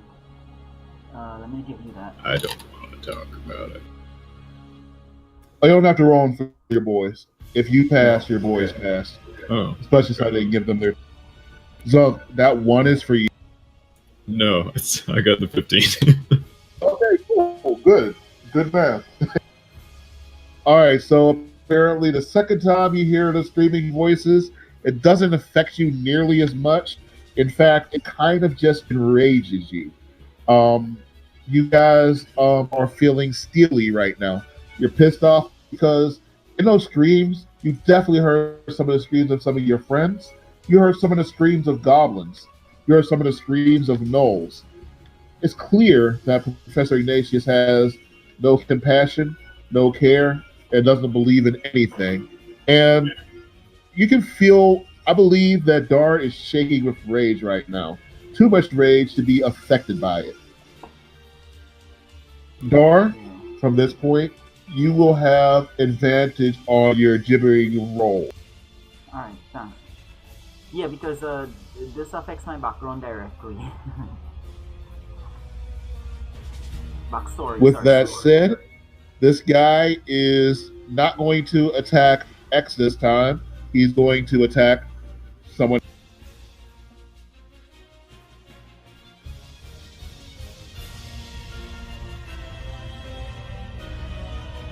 And he's going to roll to see if he can get his spit back.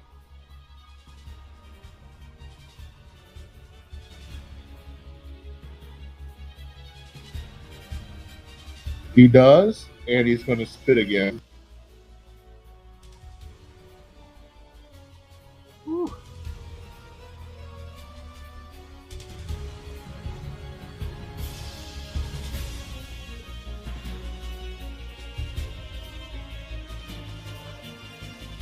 So he's going to spit right there. That's a dexterity check of 13 for everybody within 5 feet of a flash. I'll pop it again so you can see.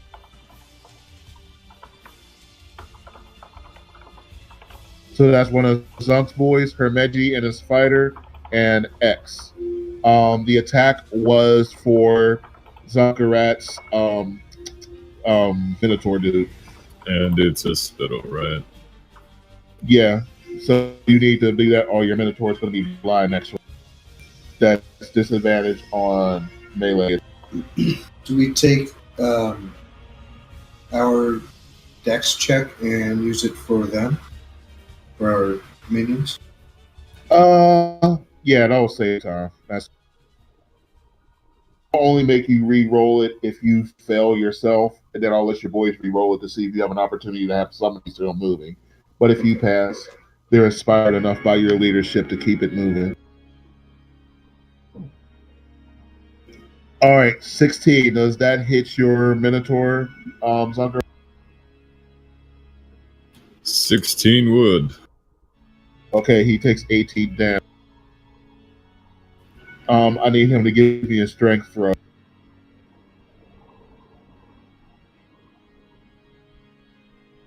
Sure, Darren, we can.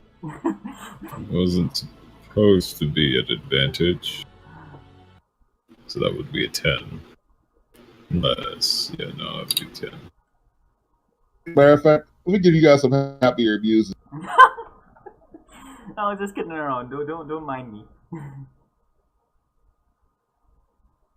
Could I have had them rage since they missed a turn? I'll let him rage next time. Okay.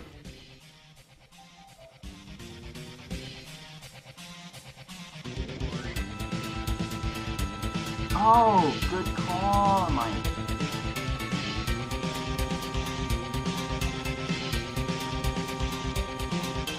Okay, I'm gonna assume that a 6 misses Hermegi. Yes.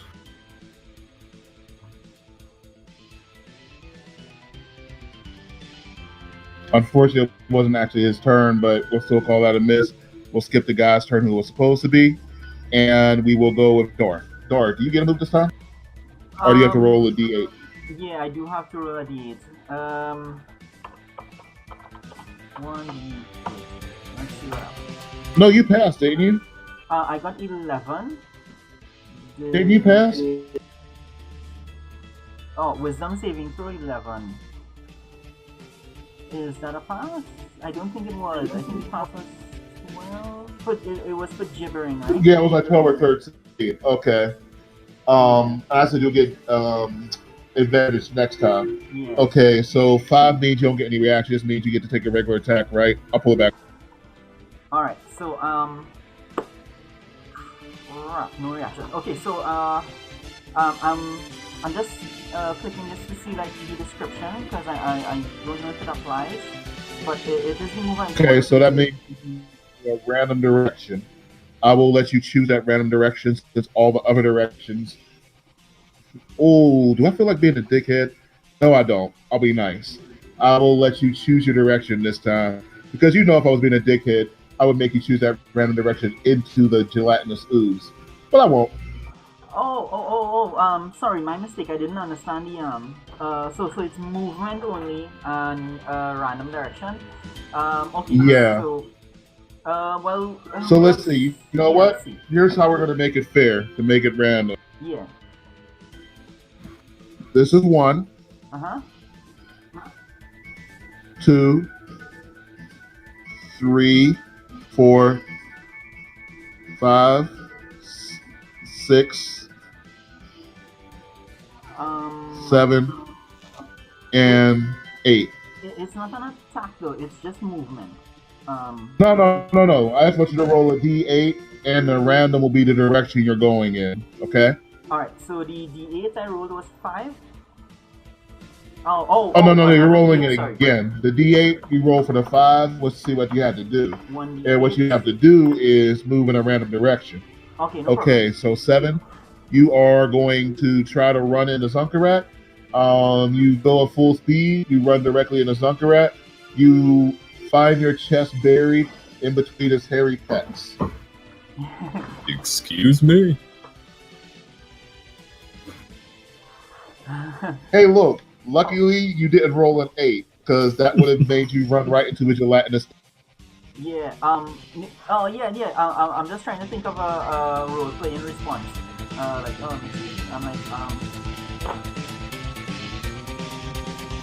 my god has to decide what to do with him. I need to see all my friends on the other side of me. Can you let me pass? Kameji, it is your turn. Okay.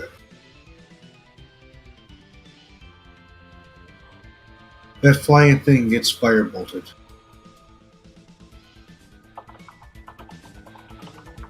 Shit. Okay. And then I want to spiritual weapon it. That's fine. Shit. 2 misses. No, Oh, wait. this thing does not have a whole lot of AC. They're easy to hit. The first one misses. The second one, however, does hit. Okay. Excellent.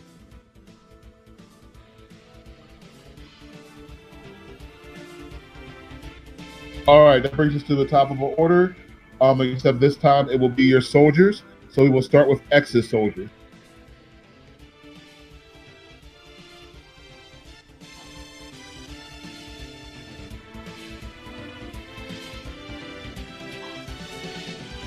X, Their units? yeah, it's your unit's turn. Oh, I thought they can't until next long rest because they both died. This is the next turn. No. No. Both of his are dead. Until 2 long rests. Oh. Wow, thank you for being honest. I will give you the rest of my inspiration for your honesty. So you now officially have an inspiration dice because I completely forgot that happened. Oh. X is All right, pretty damn Zunk, heroic. it is your unit's turn. I will have them rage and then do Minotaur things. So rage and Minotaur shit. Got it.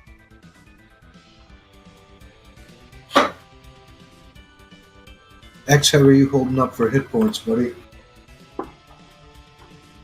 They All are right. going to take swings at the flying thing, and that's 2 extra damage, so 8. All right. The first one obviously hits.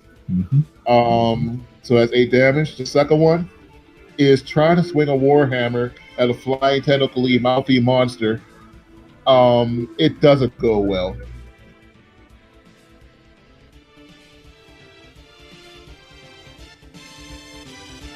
And that brings us down to our gelatinous cubes. Oh god, I think it's have to get a somebody PC. else's I soldiers. Oh, no, turn. right. It's none of them. It is, in fact, Size friends' turns. Oh, right. My soldiers.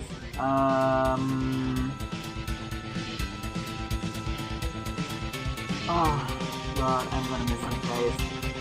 They are going to have to, sorry, select move. They are gonna engage this thing, and they're going to, oh, this is gonna be so bad. I didn't completely finish upgrading yet, so, it's just too long sword attacks. All right, I will tell you now. They don't have mines, so you would not be able to viciously mock them. Sorry, they don't have, knives? I said, yeah, they don't have mines. You know what? Actually, that's not true. I'll let you viciously mock them if you want to. But both of those long sword attacks hit. Who are those for? They engage this thing here. All right, cool. Both of those. X, who are you attacking right now? Okay. And how are you doing for hit points? Less than half.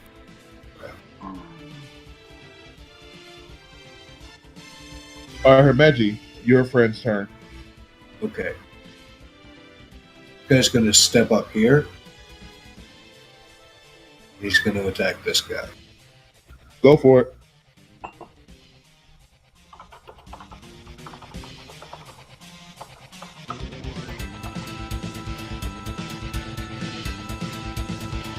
He's an asshole. Damn! All right, it's the other one's turn. He's got a warhammer, and he's going to attack that guy. All right.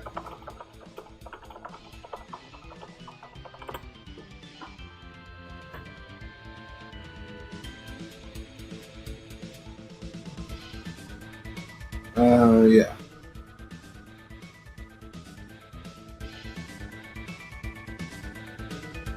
All right, cool.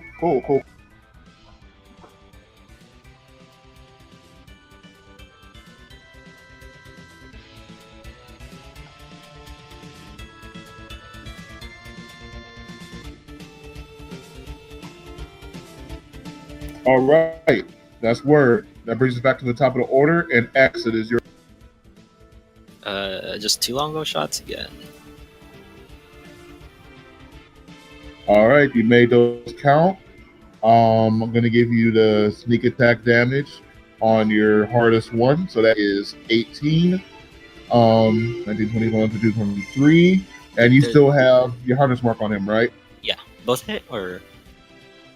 Oh, yeah, both of those hit. That's a good chunk of damage there, buddy. Look at you. God damn. 34. Yeah.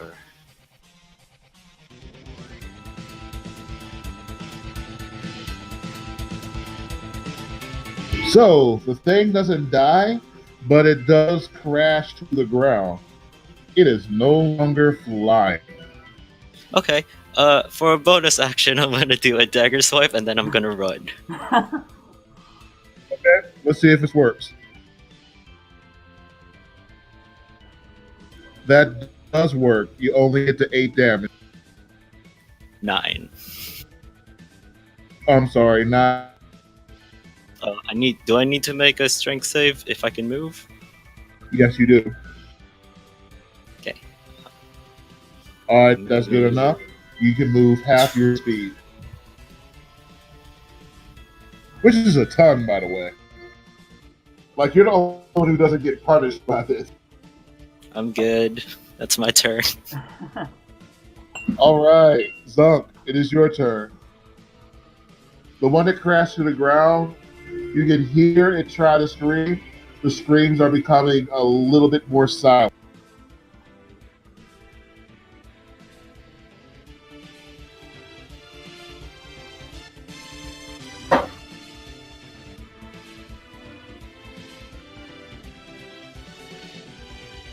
Bunker up? Yeah, sorry. Yeah, your turn. Zunk is gonna try to grab one with Shocking Grasp. Wait, you are grabbing a gelatinous ooze with shocking breast? Uh, I really want to do that again. I remember as soon as yeah. my arsenal You is can kind of move. I mean, you can move freely. You're not within the range of the gibbering mouther, so you can move as much as you want and I'm try up to shock. against the wall. Can You I can spring move through fire to your him? friends. You're allowed to move through your friends. I would take an attack of opportunity. I'm just gonna headbutt them. About all I can do. All right, both of those do hit.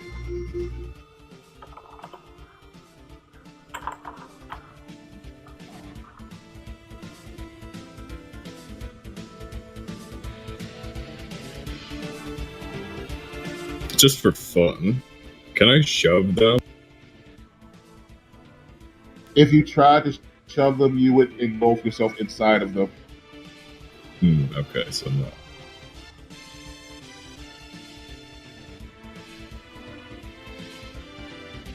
Unless you want to engulf yourself inside them, it's up to you. I'm good. All right. I mean, I thought it would have been fun.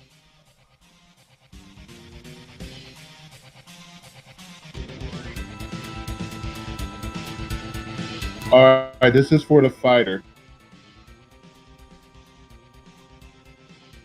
It's very weak now. It tries its best to bite at the fighter, but instead of biting at the fighter, well, let's see. We're going to have it roll again, and if it rolls a one twice, something terrible will happen. Okay.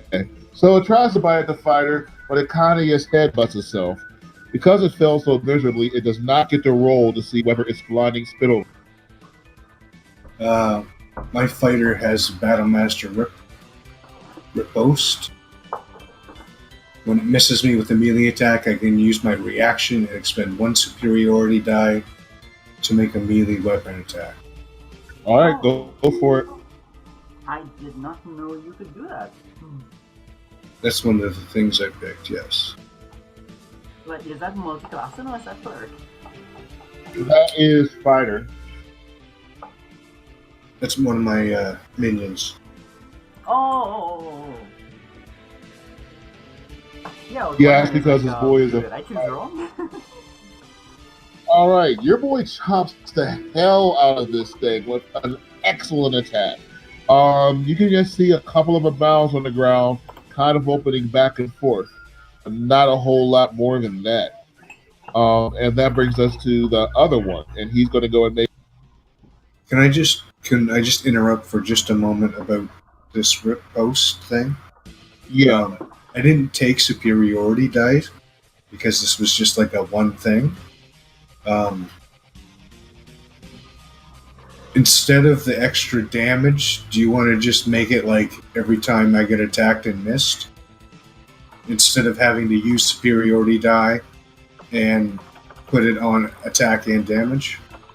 No, we are. If he's going to go the Battle Master route, we are going to make him use superiority die. It'll Okay. just be a question of how many he gets.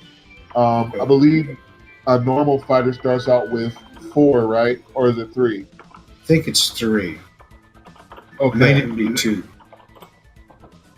Okay, but you would get superiority dice because you're a cleric. They get 4. They get 4? Okay, so if you get 4, I'm going to let your fighter start out with 2 because they're still supposed to be lesser heroes than you are. So he'll Right. start out with 2 superiority die. Okay. Blah blah blah blah blah. That also means if you guys are casters, if any of your people are casters, take whatever spell slots they should have, and you can cut them in half, and they can have spells. Oh, okay, thanks. Yes, I am officially letting your people have spells. That means that your paladin has 1 spell slot, and he can smite whoever he wants with it. Okay.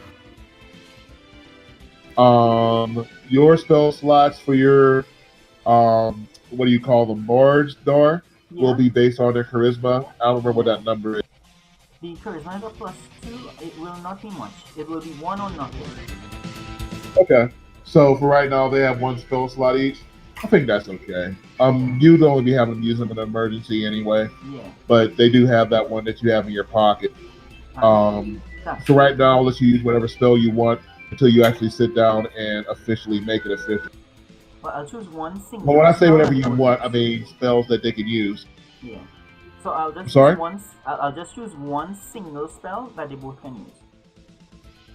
Okay, I mean each of them get 1 spell slot though, so Yeah, still just technically for now. 2 extra ones. Actually, I may not even get to that. But anyway, thanks. I'll look into it. All right, but anyway, I'm sorry.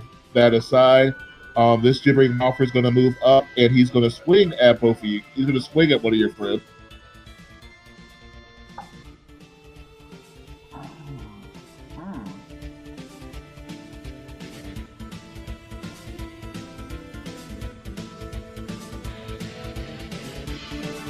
Oh, you gotta be believing, kidding me. I didn't see the roll as yet.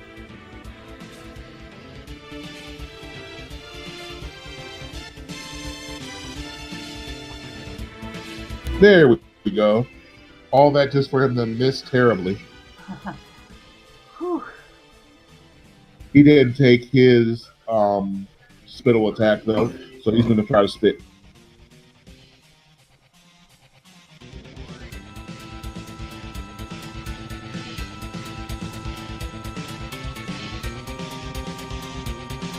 So that is.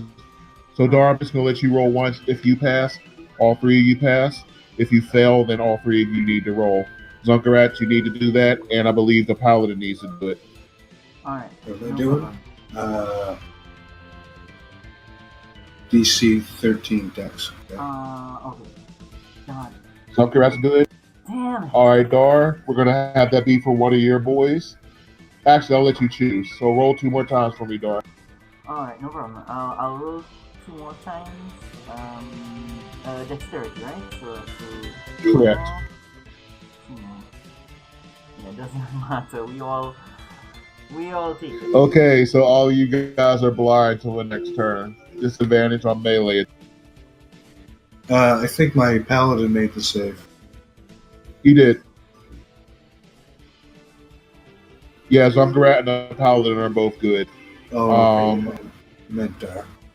And does that bring us to your paladin? Oh, your paladin didn't go when it was his turn, did he? Yes, he did. Yeah, he attacked and missed.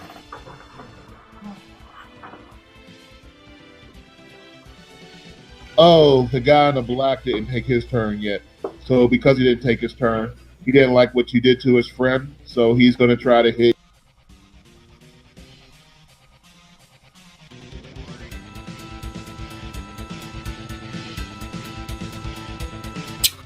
That is a miss. All right. For right now, since we're doing that brand new super duper Saiyan power up move, I will let him repost and take his attack. That's not how it's always going to work, but you know, super moves. Sure. All right, cool then. And now I believe it is X's turn. No, I'm sorry.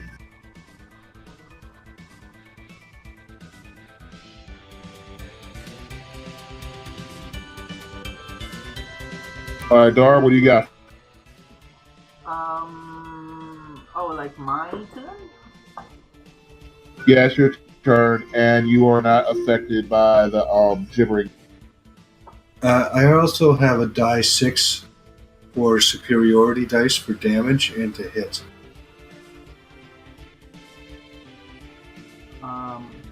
For right Sorry. now, we'll just let him have his repost over and over until we get the superiority dice sorted out. So right now, he's just on Berserker repost. Alright, that sounds good. So Hermeti, you're still blinded? No, I'm good. Not blinded. Alright, anyone else is? The only ones blinded right now are you and your friend. Alright, so blinded is Disadvantage on attacks. Disadvantage for melee attacks. Or weapon attacks, sorry. Alright. If I do not have a fantasy, I will do.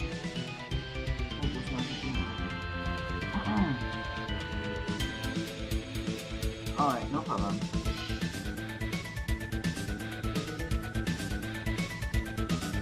This is on myself. Wait, before you do that, you will be not blind your next turn. Oh. So this is essentially a wasted spell if you decide to use it. Because this will be your turn, and you'd be using it to clear a condition that's not going to be there next time anyway. Okay. Alright. Alright. Okay. I know what I'm gonna do. I'm gonna move here. Just let me know how the brightness affects it, right? So I'm gonna move here, and I want to twice at this thing. Yeah. You just do it at disadvantage if you're swinging at them. That's all. Alright, no problem at all. So I'm going to do Warhammer with stealth. Oh shit, no. I am going to turn to my left, and I want to use my breath weapon. Okay. So you know what? Let's use your breath weapon. What is the DC? Alright, so let me click it for you. 15. Okay. Ah, god. Yeah, I forgot I was liking.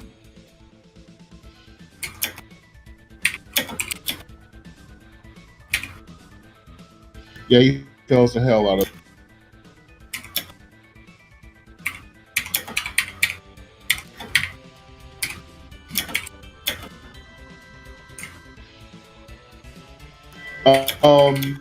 You hear Captain Schnippens continue to say, "Stars." He sees you fighting, and you see for a brief moment a glint of memory in his eyes. He fires.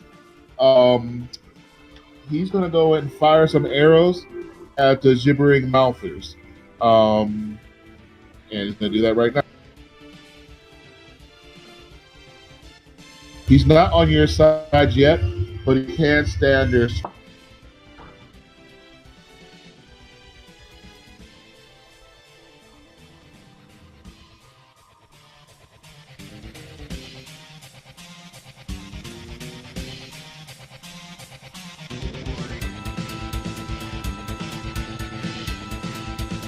All right, so the one that was flying, he shoots an arrow to that one. It hits him, and that one is dead. The other two take the other 3 hits.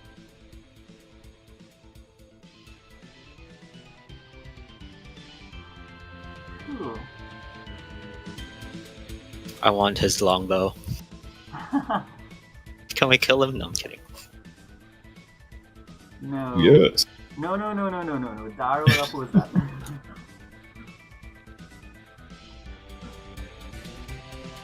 But he's a monstrosity. Dar views these things on religious grounds rather than military, because his military life ended when he was bleeding out on the battlefield.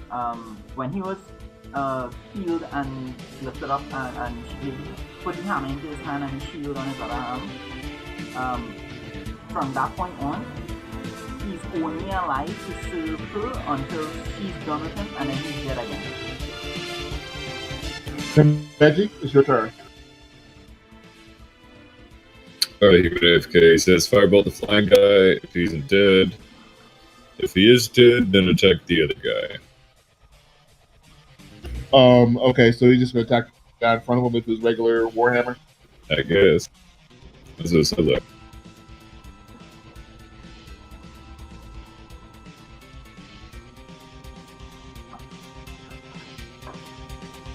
Okay, that would hit. And what is a Warhammer? It's a D10 or D12, right? D10 versatile.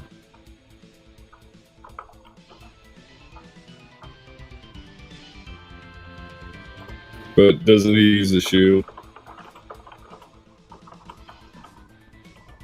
I'm sorry. If he uses a shield, it's a 1d8. Oh, okay.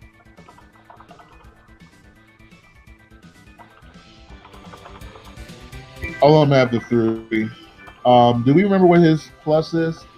I'm gonna assume that it's 4, right? Probably. Okay, so that's 7 damage.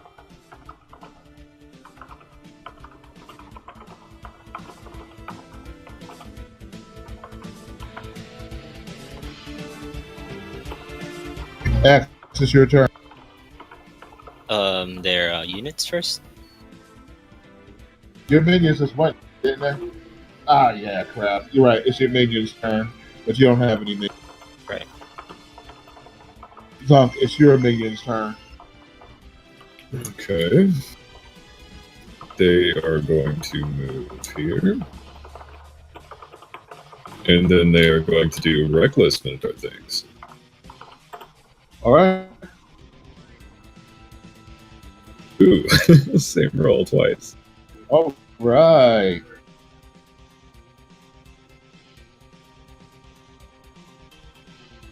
Both of your boys go and they rush your bullhorns into him. And you are able to push them. I don't know what good it would do you. How about you guys push them into each other? And do me a favor.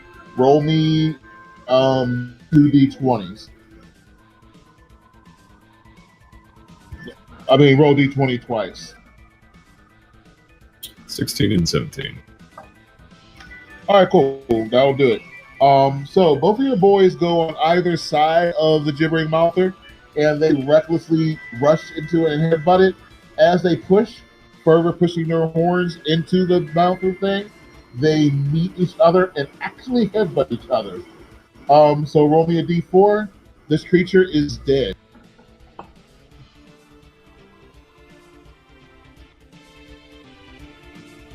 And give me a d4. And they both take 3 damage for headbutting Which each is other. halved because rage, so 1 damage. Okay, cool. I believe that brings us to Dar's boys. Alright, so They are still blinded, so they have to roll it. So if they do attack, it'll be a disadvantage. Yeah, no problem at all. So let me just switch on disadvantage and I'll just roll 2. Oh crap, wrong thing. Normal. Yeah, I'm clicking on. Okay, I'm glad to see that you're always polite and respectful. Yeah, I had the wrong sheet up. Disadvantage. They're just gonna swing at this thing. All right, one of your boys misses terribly. The other one does manage to get a hit, though. Cool. Don't forget to take your disadvantage off of you and your friends. Yeah. That disadvantage is over.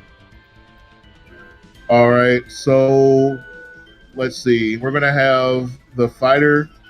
Does he have enough movement to move forward? He does, but I'm gonna say that Hameji says you can't hit that thing with your sword because, well, it'll be a terrible idea, and he can't make it to the other mouther. And I will let his paladin go ahead and swing that warhammer of his.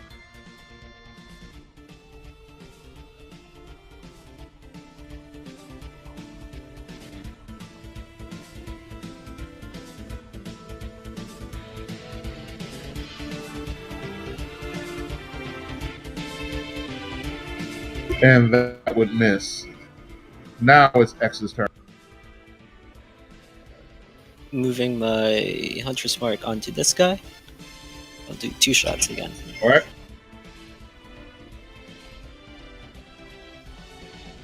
You're in the corner Your of the first room. shot is a miss, of course. Your second one does hit, and that's going to be. Is he near anybody? Yes, he is. So that's 6, 10, 18 damage. Just 14.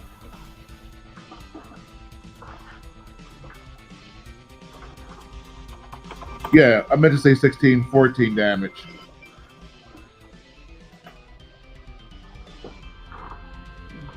I don't know why I said 18, so it's 14 damage. I don't know why I said 18.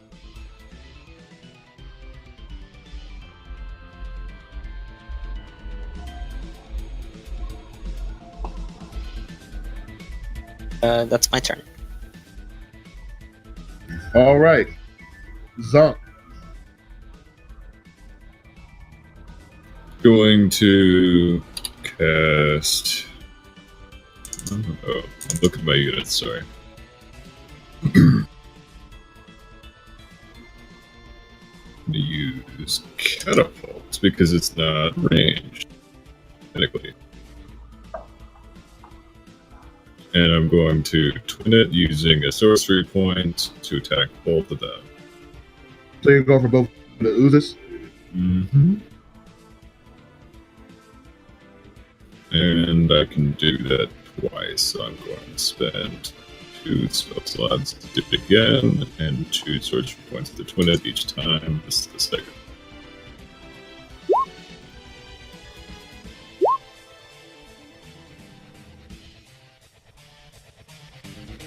All right. So they both take 18 damage total, right? I mean, 19 damage total for each of them, right? Mm-hmm.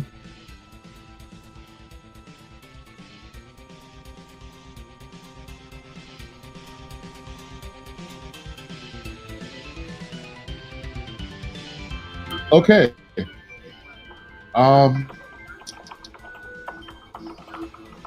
X, drop the hammer. No, Wait. not X. Zunkarat, drop the hammer. On both oozes? On both oozes, yeah. When they split, their life points went to half. They had the same exact amount, which was 18. You hit them for 19. Oh. Well, Zunkarat's going to point at either side of the room to the torches on the walls and send 2 from either side careening into both slimes.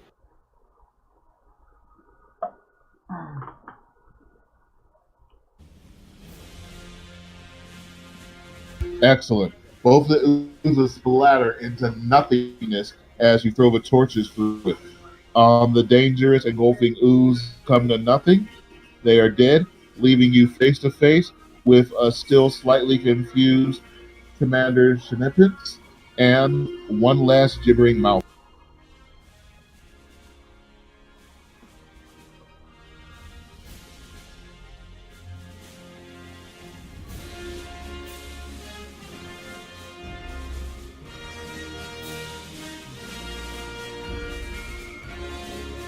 It is, however, that gibbering mouth's turn, and he's going to scream one last time. Oh, wait, I'm sorry. He has a little bit more faith in himself than that. He's going to.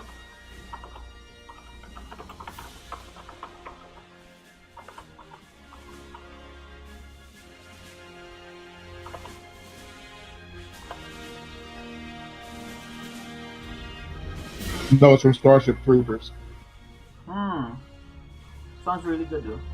I think Wing Commando was similar. I like that one. Oh no, Zunkrat, when you got the 19, everybody in your group passes. All right, Dard, you need to pass this one because it's your turn next. All right. Just remind me, what is it? It's a DC 10 Wisdom throw.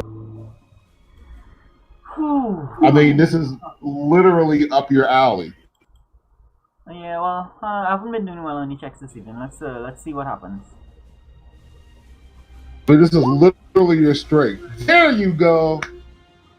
All right. You know what, Dard? Since it's your turn, and I already know what this guy's ace. Just go ahead. It's your turn right now. You got a wisdom throw. I'm giving you advantage on your weapon swing. Excellent. All right, so I'm gonna show you. And by the way, yeah, you know what? I'm giving you advantage, and I'm going to go ahead and say, how do you want to do this now? Because you're screaming back at this thing. That's how much you threw off his screaming at you. Exactly what Zunk. I know exactly the words I want to say. But help me with this because I Oh, can't do it, remember the do it. exact Dude, wording. dude, his Um, AC's 9. You can't miss this with advantage. all right, so let me do this strike. Advantage. Um, come on, I quick think.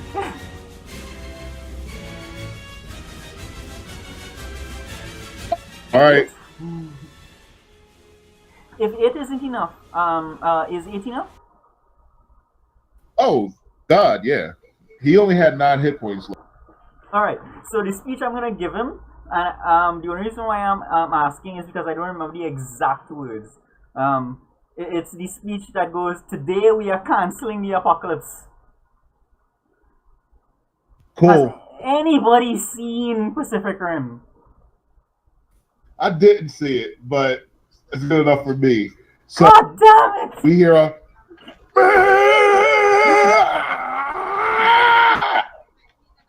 All right, As I'm googling this thing right Garnoxia now and I'll post screams, it in chat. "You have perverted life, you have perverted death. You have perverted all that we hold dear. Your perversion ends here." Yeah, that sounds good. You raise your hammer. You actually jump into the air. You do that little anime ting, and you drive your hammer down so hard that you not only split this thing in the middle, not only does your hammer actually make a hole in its body, but you crack the ground beneath it.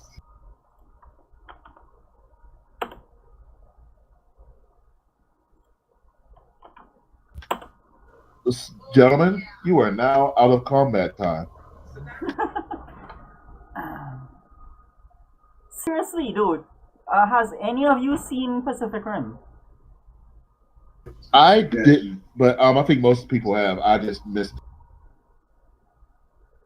Awesome speech. It's like about 3 lines that are a quote from something someone said really long ago. That it's we are doing this, and the last thing is we are canceling the apocalypse.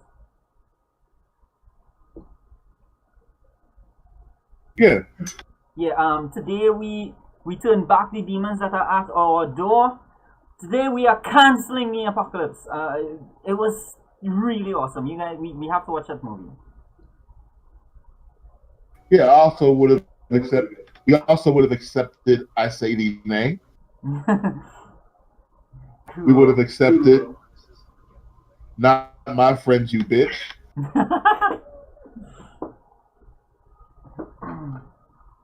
And we would have accepted because he said to you, "Thank you, fuck you, bye." No, I think you got to save that for Ignatius himself. Oh yes, that is correct. You have a good point there. All right. Lady Ironbeard notices a button labeled catapults. She pushes it. You hear a low hum as the dome around the catapults goes off to the side.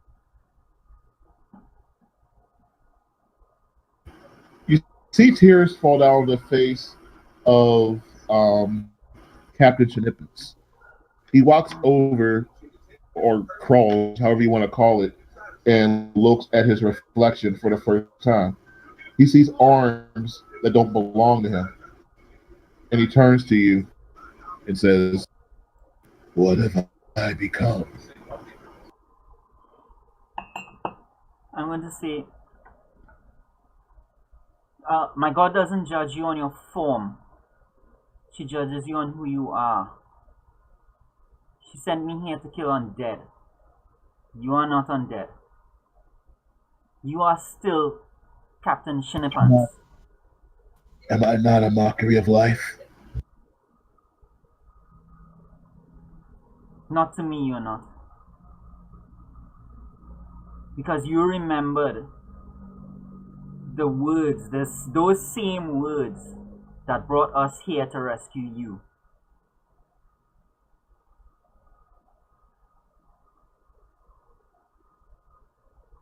till the last star All right.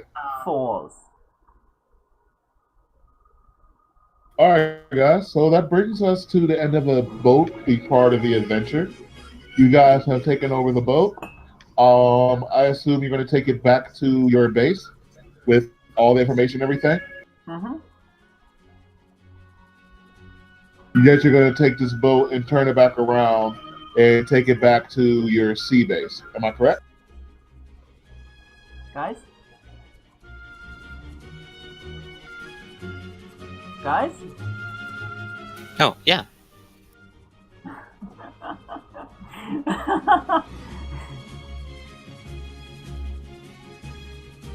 Does anyone want to do anything or anything like that?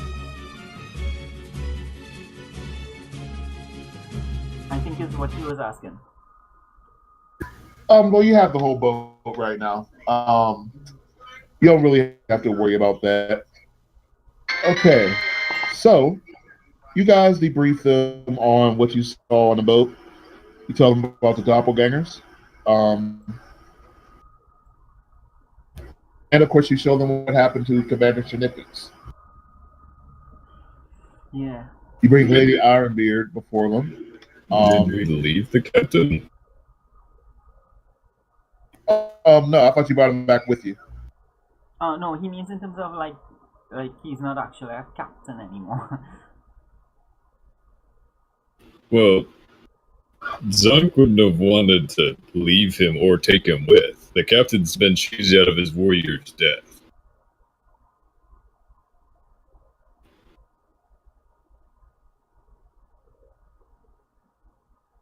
What do you guys think? That's a dishonor to his memory.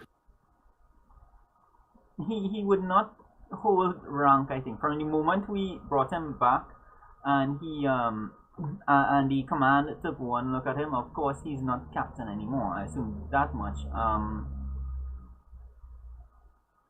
So I assume like his fate is up let's in go the ahead air and right now. Well, let's bring him back to the boat, and we will play it out from there. What his final fate is. Yeah. Ironbeard is said that she's seen enough death today, and we've lost enough good soldiers today. If he can be cured, because you do have people who are good enough to maybe cure him, maybe, then it's worth a shot.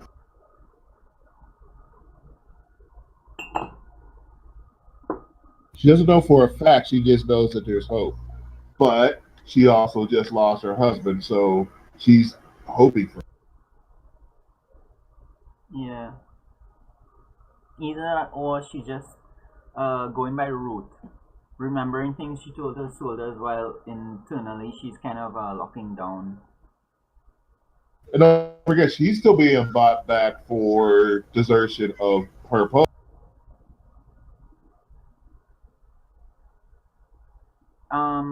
Can we have some input on that later? Like maybe can we like appeal to be witnesses at that trial or something? Yeah, her trial is not today. I'm not gonna make you guys go through that today. Yeah. Today, today the admiral says, "Well, her fate will be decided later. What do you propose to do with Chinippins? What do you gentlemen think? Can he be saved, I or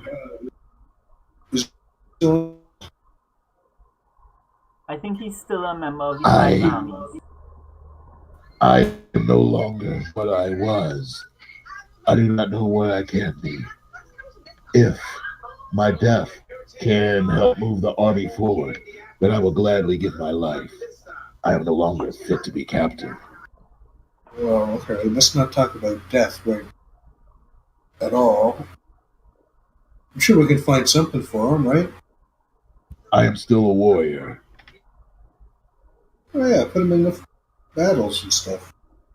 the admiral looks into Chinippin's eyes and he does see the light of a warrior. He's like, okay, we're gonna go and put him through some tests. Make sure that Ignatius didn't leave us with any surprises. If he passes, then I'd be certainly happy to have him as a warrior again. As for Lieutenant Irondeer, I heard she helped somewhat pull you guys out of a fire up there. Yeah, she was. You probably couldn't have done it without her. I don't think. She What do was you a guys think? soldier. Rank, whatever. She's a part of this army. And she was there where she needed to be. Without her, we would have failed. That is a fact. Gentlemen, I thank you for your kind words, but I don't know if I deserve them. I did desert my post, and I think it's important for all of us to remember what duty is. Duty means sometimes having to let your loved ones die, and sometimes trusting that they can survive on their own. A leader's supposed to be able to do that. Today I was a wife. I fought as a wife, and I tried to save my husband, tried to save my loved ones, saved a few soldiers. But I don't know if that's what a leader's supposed to be. I'll take the judgment of the courts. But thank you for your kind words. I have one last thing to say. Go ahead. Go ahead, Dar. You've earned it. When we were in training, and this fine upstanding officer was training us, he taught us more than just simple word of rote following orders. He taught us the things that are important to being a leader. He taught us That sounds exactly communication. like Lieutenant Boyd. He taught us listening and quick, Sankarat, help me. What did he teach you? He taught some flexibility. Flexibility. I'm still working on that. And You're great at it. Hermeji, help me out here. Inspiration. And inspiration. Tell me how to lead. These four things are the drives that inspired us to go above and beyond the call of duty. So while we may have stepped outside our boundaries, we fulfilled our duty more than 100%. Well, I'll certainly admit that you guys have certainly answered the call of duty. But never forget, this is modern warfare. And there's an overwatch that we must all adhere to. Dang it. We aren't Battleborn. Damn it. We aren't a League of Legends.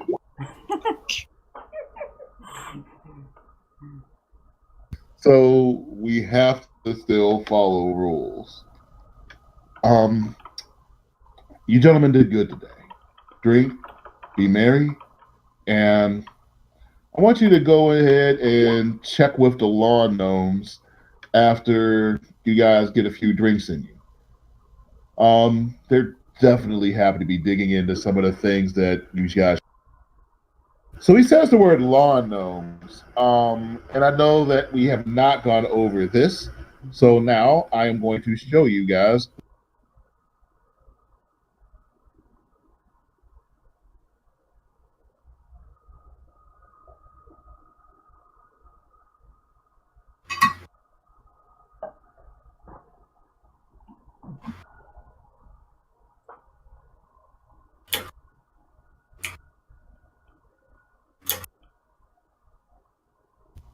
This is Evgeny Specs Spectral Nanovich, but everybody is calling him Specs.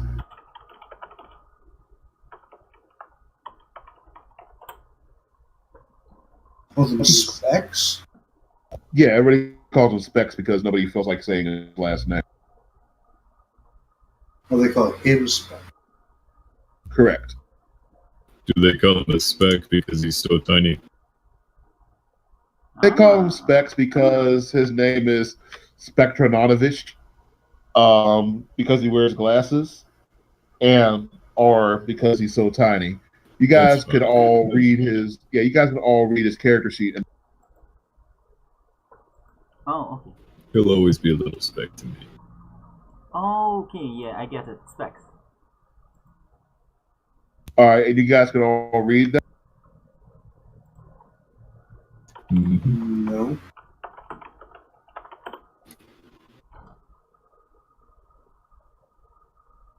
All right, it should be in your journals. But if you can't, I'll just read it out loud for you. The Sorry. head researcher. Oh, you got it. All right. The head Yeah. researcher of a Five Freedom Army's Learning Center. He and his group of tinkers, known derisively as the Lawn Gnomes, due to never going further than the lawn in this war.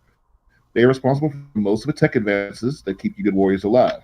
Like they invented literally the big flying jet plane you have and the airships. They twist the demented devices of Emerald Eclipse to some good use, but still with often explosive results. They are in constant search of warriors brave enough to field test their devices before they roll them out in mass. Specs, he's curious. Anyway, you can read the rest of that. So that is Specs. In the meantime, you guys can head on over and bring some beer. Lieutenant Ironbeard will be with you while you drink said beer, eat merry, and go over some of the things that the rest of the warriors have been up to. This would be day 4 of you guys landing here, by the way. I think I would like to meet Specs right away. Yeah, sure. The rest of you guys are going to head over to the bar.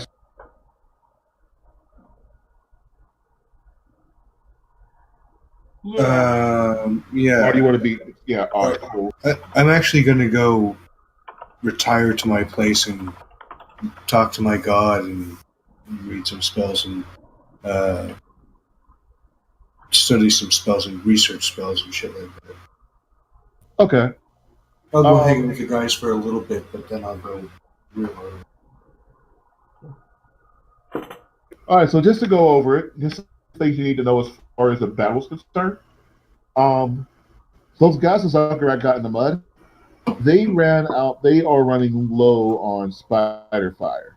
There's still some dinosaurs there, but now the problem you're finding is that they have done something to the farmland of the of the Dragonborn Tiefling city. A lot of the farm life is dying, and there's a miasma over the forest leading to it. So the rest of Kirk's soldiers that were still with those dinosaurs, a lot of them are gone. A few of them that were loyal to Ignatius are still around. The dinosaurs themselves are still around, but you have no idea what's going on in the forest. You just hear rumors of smoke, rumors of man-eating plants, but it's all a bunch of drunken bullcrap at this point. As for the city walls themselves, they are no longer being bombarded, and in fact, a good few of the citizens have gone on airships and gone back towards Five Freedom City. Another good chunk of the citizens have come back and kept a militia to keep fighting against the incursion of harpies that have been bombarding the city. So that's what you're dealing with right now. Harpies on one side bombarding the city, a forest that has some secrets. Of course, there's some dinosaurs around somewhere, and who knows what else. I'm going to do some research on the forest, please. Yeah. The research you're able to find right now is that this was a lush, beautiful forest with was always teeming with wildlife. Plants, vegetables, everything grew there, usually twice as fast as it would in other areas. It was extremely fertile land. It has beaten droughts and famine several times before. For it to turn around like this is extremely strange.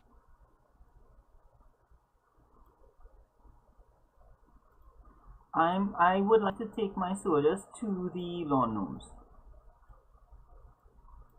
Okay. All right, fine. We'll go ahead and do that right now then. Um, so as you guys, we're just have everybody go ahead and step in with the Learning Center, which is their official name. And of course, like we said, people call them the lawn gnomes because people think they don't actually get into the battlefield. So, they're gnomes that stay on the lawn. However, they're not all gnomes. There's humans, elves, dwarves, and of course gnomes as well. But all sorts of people inside of there. And that is in northwest corner. I kind of like the idea that I just say to my squad members, you two, come with me, and I just start walking, and they think that they're in trouble. So that's cool. So as you guys come to the door, you hear Fire in the hole. you hear an explosion, and you see a little gnome kind of fly against the wall. He flies past the door out you. His face all sorts of ash on it, and he still has his goggles. He's holding a miniature cannon. Oh man, kick on this thing still a little too strong. No, no, no, no, no, no, no. That won't do at all. We can't have our soldiers flying around or else they're not truly portable cannons. The cannon is supposed to be portable. It is not supposed to make the shooter portable.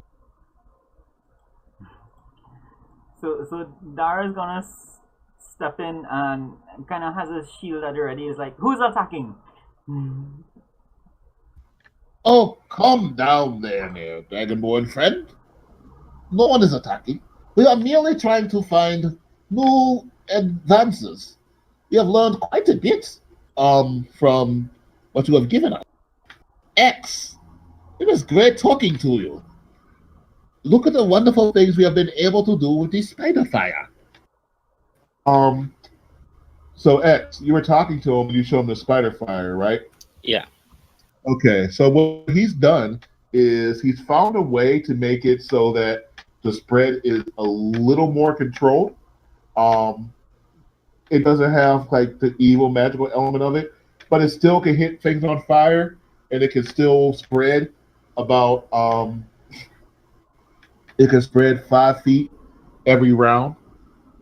So it's like you hit a point, and next round it can spread 5 feet or whatever. It can still be extinguished, so it's a lot more controlled now. It's no longer like disastrous, but it is usable. He's actually taken this and he's been able to put it into small glass vials that can be thrown. Um, Anybody can use these. That means they're available for all of our PCs. What I want you guys to do to use it is to put the cantrip acid splash into your sheets. And just replace the word acid with fire damage. And somewhere on the text, write can spread each round by 5 feet, by a 5 foot radius. I'll add something to it to say when it actually kind of dissipates. I'll probably give you another die roll to see whether or not it dissipates. Cool. So that was one of the things you got for finding the spider fire. You guys have spider fire grenades. I will let you know how many you have when it's time for you to go on a mission again. Okay. But Sounds good. that's not all. Well, Sorry. oh, very good, very good. Also, X, with all of the research we were able to do and all of the things you have given us, I was able to find this item.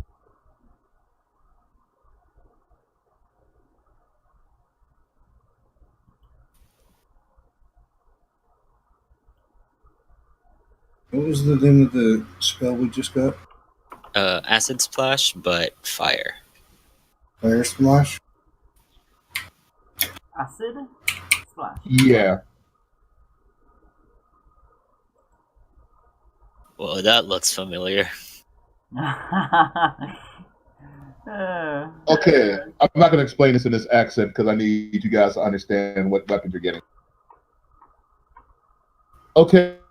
So this cape lets you, as a bonus action, You can allow any teammate free movement after you land an attack. So if you hit somebody, as a bonus action, you can have any of the teammates give them a chance to move from their full movement speed. Um, the only problem with it is when you do that, this goes back to our don't salute thing. Somebody within range of you gets an attack of opportunity, and that could be a ranged attack, a melee attack, or even like a cantrip attack. You understand? Not really. Yeah, me neither. Okay. So let's say like we were in a situation before where Zunkarat was stuck right in front of the gelatinous oozes, right? Okay. Okay. So you are like in front of the little gibbering mouther and you would have shot him. So you shoot the gibbering mouther, Right. and that would let you be able to grant Zunkarat or even your own soldiers the chance to move away from where they were. So if you have anybody that would like to be in a different space safely, you would be able to get them an opportunity to move to a different space. So it's like a mobile, but I have to use my bonus action for it. Right. So you can grant a quick thing for somebody else. So that does mean that if you're going with your weapon attacks, you'll only be able to hit one weapon attack, but you can use it to maneuver somebody to a better position. So, like, if someone wants to drop a fireball on somebody, but he's in a bad space to do it, he can move there and not face an attack of opportunity. Or even if somebody's just straight up surrounded, you can get them so that they're free and they can move away without having to suffer that attack. So for you, it's kind of a strategic weapon. It also it will give you I'm sorry, enemies who are trying to perceive you if you're being stealthy will also lose be -1. So whatever they be doing to perceive you, they would be -1 on it, or your +1 in your stealth, however you want to word it.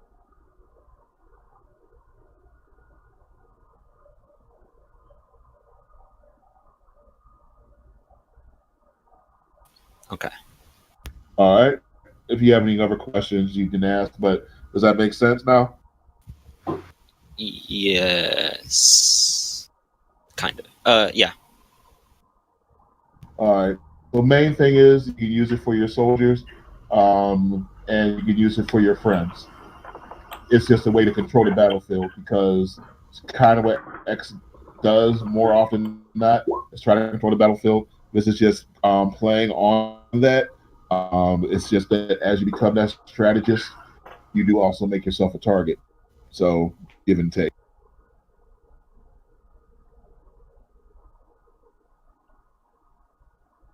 All right, Ben, are you here? Are you ready?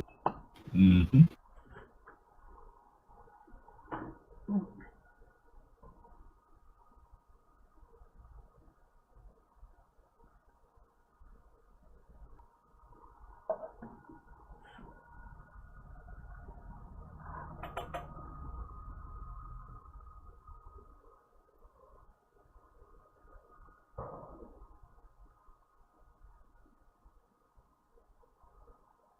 I don't know if you can read that or not. Whoa.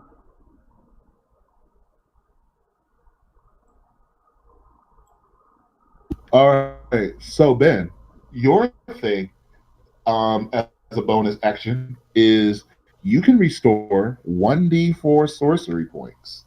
That's really good.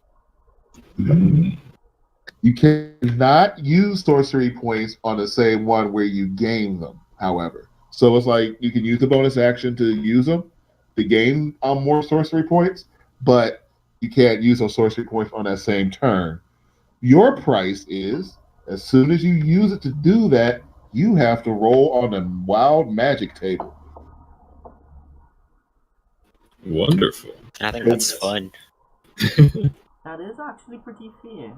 You can get something really good or you can get something really terrible.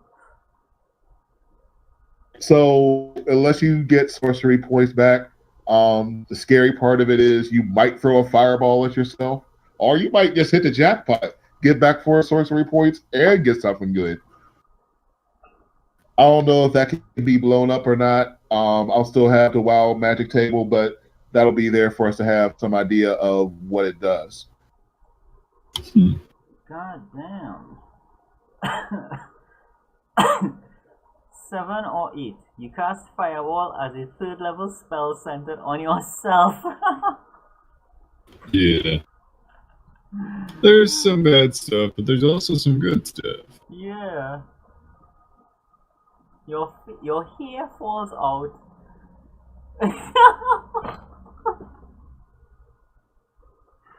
If that happens, my friend, we are not gonna let that go. Mike, yours is a little complicated. All right. So first and foremost, you're the only one here who got a straight up kind of defensive weapon that works simply. Your shield is now an AC 3 instead of an AC 2. Okay. Now, here's the beauty part of your shield: is as a reaction, you can move this to anyone that you want. What that means is, if I say this enemy's about to attack X, for instance, you can right then and there have your shield appear in front of X, and it'll add 3 AC to X's AC. Nice. Okay. Here is the rest of the part. So you see that you roll a d6 when you do this. Yep. The rest of it just reads exactly like it says. On a 1, it doesn't matter what the attack roll was. You take full damage of whatever the roll says it would have been. Even if it would have missed. Okay. If you roll a 1, it hits you for that full damage. On a 2, you take the full damage, but that's only if it would have beat your current AC. Okay. It's still subject to whatever resistances and stuff exist. 3 is half damage, but it also has good stuff. If you roll a 4, the half damage of whatever the attack was goes back towards the attacker. By the way, regarding the person you put it in front of, the AC still matters. So like, I don't know, let's say he rolls a 20 against 21 against whatever X has. I think it would go up to a 20. X is still going to get that hit. He's still going to get hit, but that guy's still going to have half that damage reflected back at him. But if it beats it, it beats it. The rest of it just concerns you. Whoever you put it in front of, their AC is just, whatever the AC is plus 3. They deal with the regular styles of hits on. If you roll a 5, then he's going to get full damage if the hit would beat his own AC. And on a 6, nobody gets hit. On a 6, the creature takes full damage, and even if he crits, he would not hit X. Nice. So what yours does is it allows you to protect others, but at the risk of doing damage to yourself. Right. Okay. So the only rule is it's a reaction. So as soon as I say I'm about to attack someone, you can use it. You just have to use it before I roll, and you only get as many reactions as you have. Everybody naturally gets 1 reaction per round. If you do something that lets you have more reactions, then you would be able to use it more times. Right. Okay. Well, That's good. First and foremost, I have to say, I did not talk to Darren before I made this ring, but he's gonna think you're gonna think I did, and he's gonna think I did too. Oh, you're scaring me, man. I mean, like, really, you're scaring me, man. All right. This is a transference ring, and I spelled transference incorrectly. All right. So, Darren, here's what this ring does. It has a range of 15 feet. You aim it at an enemy, and you still you roll a regular d20 plus your wisdom. That's for your to hit. If you hit them, you do 1d20 damage to them plus your wisdom modifier, and you store that life force in your ring. Not on that same turn, but on the next turn, or anytime this life force has been stored for a turn, you can use a bonus action to heal anybody within 60 feet of you. So essentially, you always have magic that you can store to heal somebody. Now, here is the bad part. Right. If you steal enough life force to kill somebody with it, that person returns as a random undead creature immediately. He can attack anybody, and it's his turn right then and there. And This because it's obviously, me, I would not be able to use the turn undead feature. No, you wouldn't. And obviously, your god is not going to be too happy if you're making a bunch of undead creatures. That is correct. You actually have charges on yours. You don't have charges for the heals. You can use as many of those as you want. You can use as many times as you want to heal. You just have to do it by an even number. However, you only get 10 charges on sucking up life. You'll see that I said that on a short rest, you roll a d10, and that's how many charges you get back. On a long rest, you get back all 10 of your charges. I put something else on there, like the stored HP lasts. I think I have it for 5 minutes after the creature dies. Right. Now that means if you do it and somebody else kills him, that life force lasts for 5 minutes and then it disappears. Also gave it to you to edit it so you can write down whatever numbers you need to for how much HP you have stored in it. Right. So yours is obviously really awesome, but you have to be careful or else you're going to end up down a dark path because a D20 is capable of killing a lot of. Actually, you're completely right about that. It's like this is gonna have some major effects on my role playing because as I said, it's like I'm basically alive because my god raised me up from half death to do a thing, and if I do the opposite of that, this is gonna have some consequences.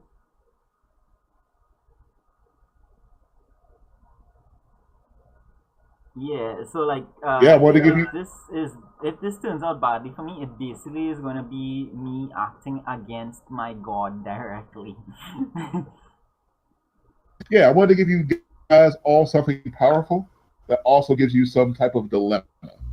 Yeah. So but it does actually have the benefit payoff. So like so I roll an attack roll, and if the attack roll is more than the AC, then I steal that amount of health. Is that the mechanic? Yes. Okay. Okay, that's good. That's good. So yeah, you'll always have some heals left. Obviously you'll have your spells too. Yeah. You'll be able to control them as you want, but it gives you a little bit more flexibility healing wise. All right, no problem. Some gets the sorcery points. Mike gets to Mike gets to shield people, keep them alive, and for right now, X gets to be better at being stealthy and gets to keep people maneuvering on the battlefield so that they can be in safe places. Might not sound exciting right now, but trust me, that's something that you're really going to be able to use. So for role playing here, Dar puts on your ring and looks at it and he says, "So this can steal life, right?" And then he aims the ring at his soldiers. Yes. He aims the ring at his soldiers and he says, "We are here to protect." And then he just kind of lets his hand fall and says, "Good job, guys. Make sure all the good guys have health." And then he's done.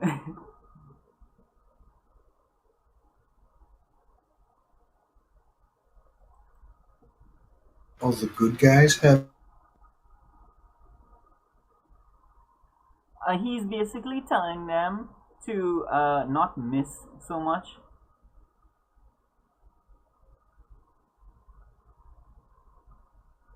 Oh, also, and this is for everybody. Um, you can also choose on your turn if there's nothing you can do. You can actually give if you don't. You can do as an action to have your soldiers act.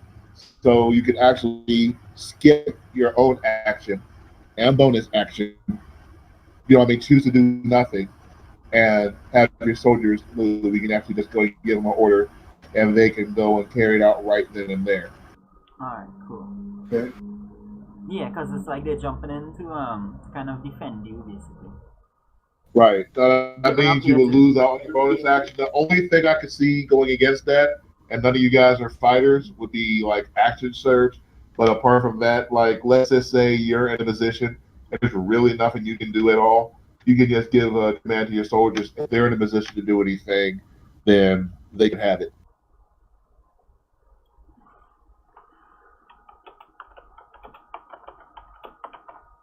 All right. So, Mike, you said that you were going to do some prayer. How's that go?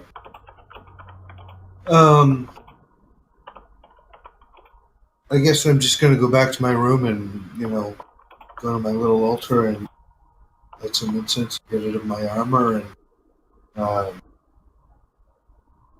get in the lotus position, and just kind of commune with my God and replenish my spells and see if I did a good job and if He's pleased with me and that sort of thing. All right, sounds good. X, what are you doing now? I want to stay with Specs and try out the cannon he was using earlier. Okay, cool. You want to see if you can get that perfected? All right, that's not the only thing he's working on. If you want to talk later, we can talk about some other things he's working on. In my mind, I have some trick arrows in my head. I like you. Oh wait, forget that. Hey, damn. I keep going to Ignatius. Okay. I'd like to try some of these trick arrows. If you wouldn't mind going and field testing a few of them. Sure, yeah. So he pulls out like an entangling arrow, uh, ice arrow. You know, just a couple of arrows for you to try out. Um, you guys will be able to talk. And well, actually, so what do you think of these ice arrows? Mind if I try them? Yeah, go ahead and try one. Shoot him with it. Is there a dummy nearby? Oh my god, no. There is a giant barrel of water. Alright, I'll shoot there. Oh god, this would be so awesome if Hermeji decided to test his shield at the same time. All right, so what happens with the ice arrow?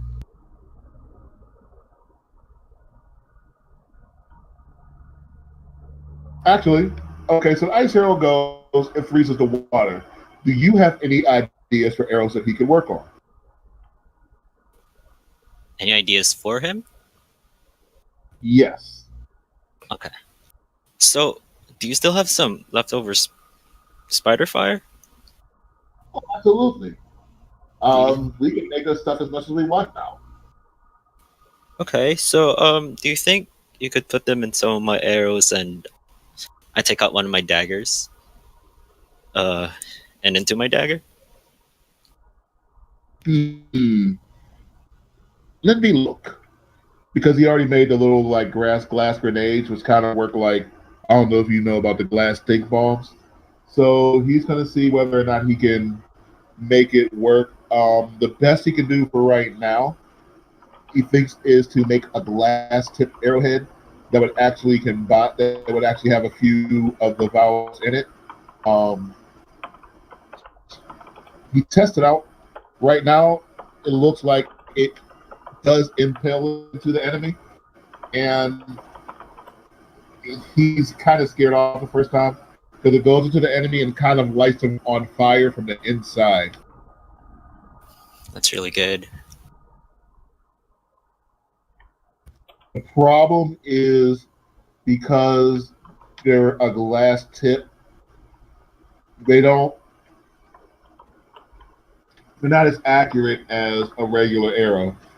It's going to take them some time to make a few of these. They're going to be highly experimental. Um, won't be many of them, and we don't know what it's going to do accuracy. We do know it's going to be less accurate than your normal arrow. Okay. And one last thing. I have these 2 needles from the ship. Do you think you can do something with them? They're poisoned, so be careful. He calls over Larry. Larry is I'm sorry, Larry's a Goliath, and he's wearing a little lab coat. And he has Larry take the needles over to the poisons, diseases, and other nasty things area, where they're going to go and study the poison, see what they can do.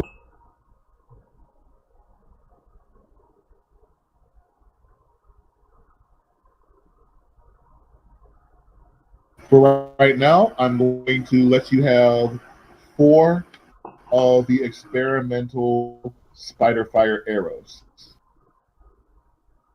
And that goes along with the 4 spider fire grenades that you guys start off with. You'll be able to replenish your spider fire grenades, but you'll each start off with 4. But you also get the 4 arrows. And ice and entangling? You guys are testing those out. We all know which one of those we'll go with. We'll talk about that later in the week when we figure out kind of what works. I know how I kind of have an idea how I want the spider fire arrows to work. I don't know what I want to do with the other ones. I do know it's going to be probably something that mimics like a ranger spell, but I'm not sure what I'm going to do yet.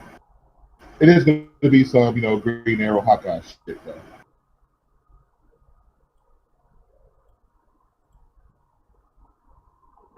All right, Zunkarat, what are you doing? I'm gonna fight at the bar. All right, so you go to the bar, and you go to the bar, and there's some dwarf, and he's singing an old college fight song, which happened to be from the rival school that you went to. I don't know. So you know what I mean? Like he's singing a Stanford song. You're from Washington, and you're not having any of this shit. So we end up getting into what can only be described as a huge bar fight. So words are said. Somebody swings, throws some Brussels sprouts across the room, and then all of a sudden you look up into the sky and you see an entire cloud of food and beer over everybody's head. We're talking messes everywhere. Lieutenant Ironbeard comes in to go and have a drink with you guys. She's pretty good. She actually manages to catch a whole chicken wing with a nice little jump. She eats and says, "Oh, I know you boys aren't wasting food. I mean, I thought I was in trouble." Sunkarat, what's this all about? Getting free food. Gotta do what you gotta do. We could do it without your mouth being full, boy.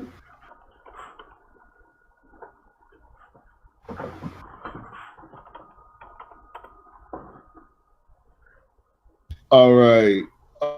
So that's our food fight. Dar, what are we doing?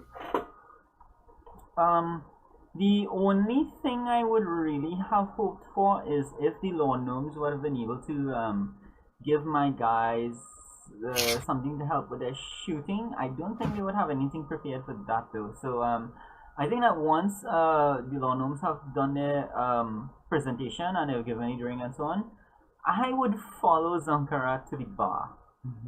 And I think I would pull my guys along with me because I kind of want some kind of bonding session with them because they have. Okay, you put in your request.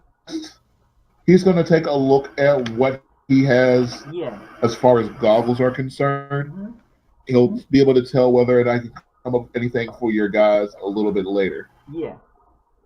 Right. So my guys have seen me request all that and thing. So I just tell my guys like let's go, and I lead them straight to the bar where Zankrat is, because the idea is that I still trust these guys with my life, but as a leader I kind of want them to know that I expect more of them. So I can't be too lovey-dovey with them and say, well, you did all right, and I kind of they do kind of need to know that I expect better of them. But at the same time, I'm taking them to the bar to share a drink with them to say, well, thank God we survived that.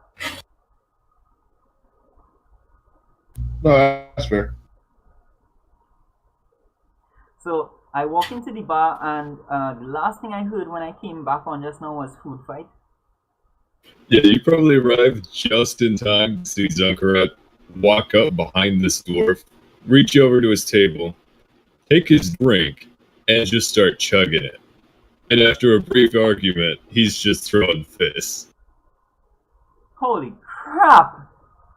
In that short time?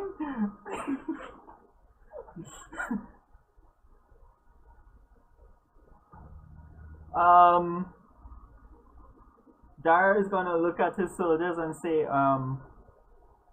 well, there are battles to the death, and there are battles to the morning after. We probably need to get a couple drinks in. You guys get a couple drinks in. God damn it, I'm gonna have to go and ask what's going on. So like, I walk up to Zong just warily, just knowing this is all going to shit, and it's like, Zong, what's going on? He's a dwarf. He's a spec.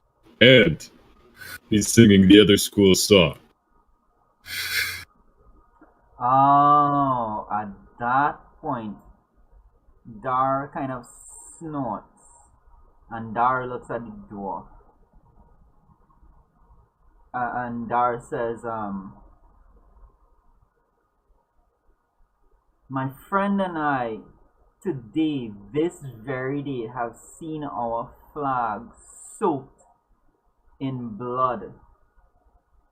Do you really think it is the wisest thing to be singing the enemy's song in front of us right now?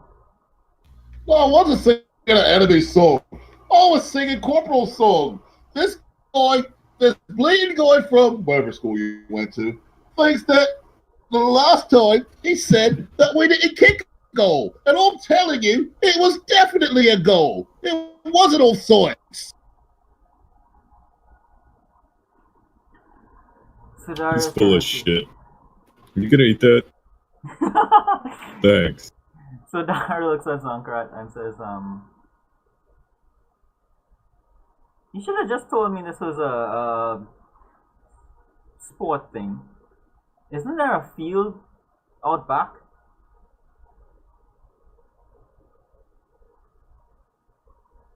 What field? There actually is a field for you guys to go be able to set up your game. Are you guys going to go and set up a drunken game of whatever it was you were playing?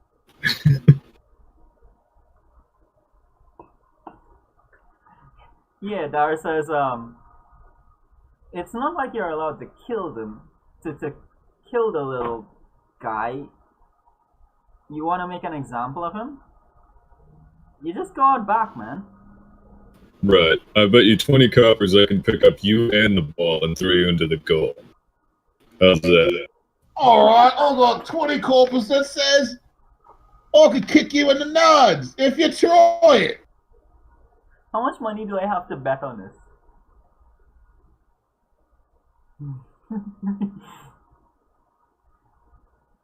I think, Well, ladies and gentlemen, place your bets. Let's go up back.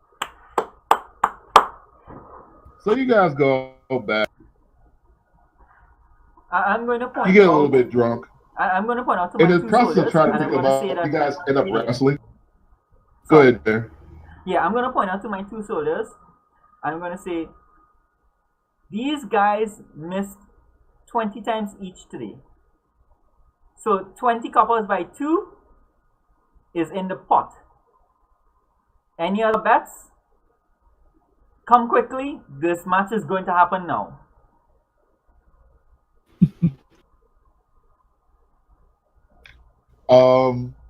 Reggie, have you heard this commotion and have you come out? Or you Nope. X? I'm totally absorbed. I'm making scrolls. And I'm still with Specs.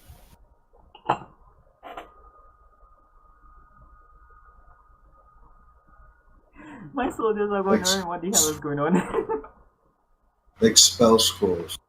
That's what I want to do in my time.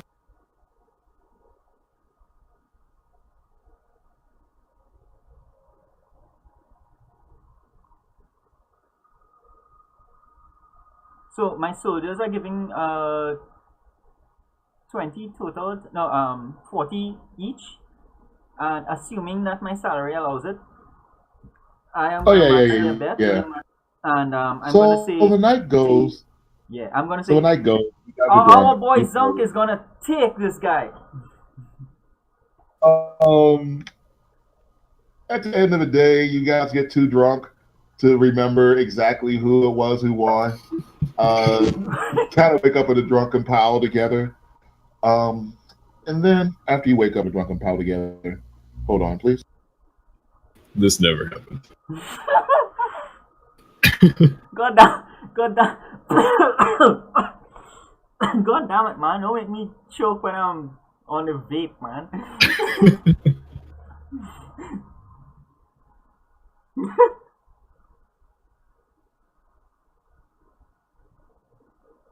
I'm actually going to send my fighter out to see what all the commotion's about. Yeah. You guys all get in. Your fighter ends up with a huge pie in his face. He tries to repost the pie. It ends up batting like a hot dog back across the room.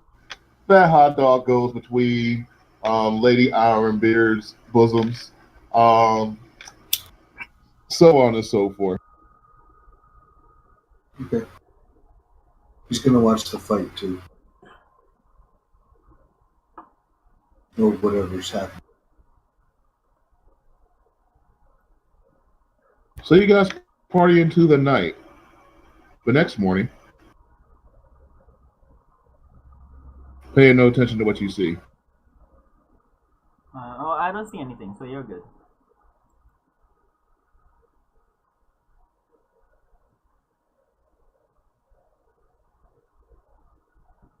Holy crap! Did we do that?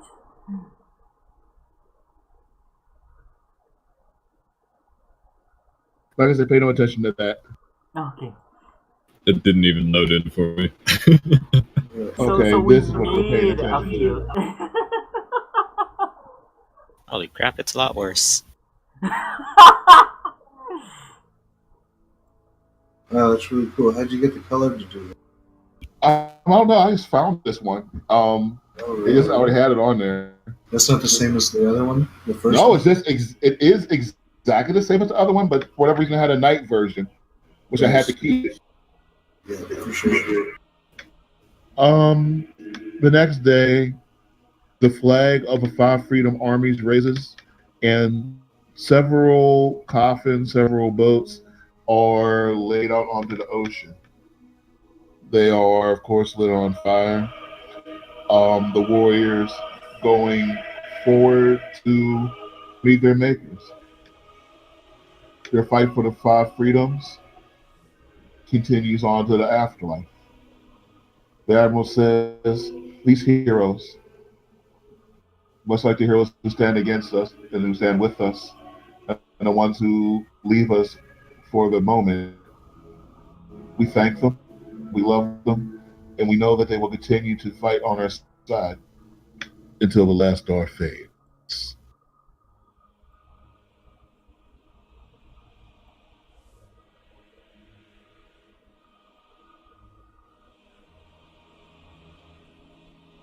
Dar does a prayer his soldiers kind of follow his lead. The soldiers aren't clerics, but they follow along, and Dar does a really heartfelt prayer.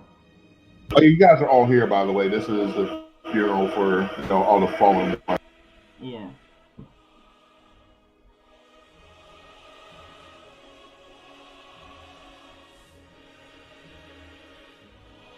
Yeah, because this like I remember in it was like the second session or something that it was really bothering me that so many of them were dying. Yeah, of course, you guys know Lieutenant Burrow fell. Many of Shinepin's soldiers fell. There are all sorts of people who you knew fell. Um, some people you came here with, some people you never met. The one thing you notice is that there are so many lights on the sea, it almost matches the lights in the stars. It's beautiful and sad and sobering all at the same time. And you even realize that as many of your own soldiers have fallen, or as many as the villains, as from the Emerald Eclipse. Before today, you just saw the Emerald Eclipse as faceless, ugly monsters that only wanted to destroy everything in front of them. And you now know that many of them are exactly like that. But they also have people who just want to live. You watch as the flames go and make their way down the ocean. You understand that there's a good chance. Oh, I didn't get rid of a kraken. You understand there's a good chance that one day you could be one of those flames. It's a fight worth fighting for. It's a fate worth having. It's not a bad way to die. You'll remember them. You'll appreciate them. And when it comes time to join them, you will. Mourn you till I join you is what you hear one of the archers whose name escapes you say. The Admiral says, until the last star fades. And tomorrow, gentlemen, we decide the next course. We decide how we're going to end this leg of a war, save these people, and make sure that their boats going into the sea outnumber our own until the last star fades. And I do believe that brings us to a good ending for this week. Yeah. Yeah, that's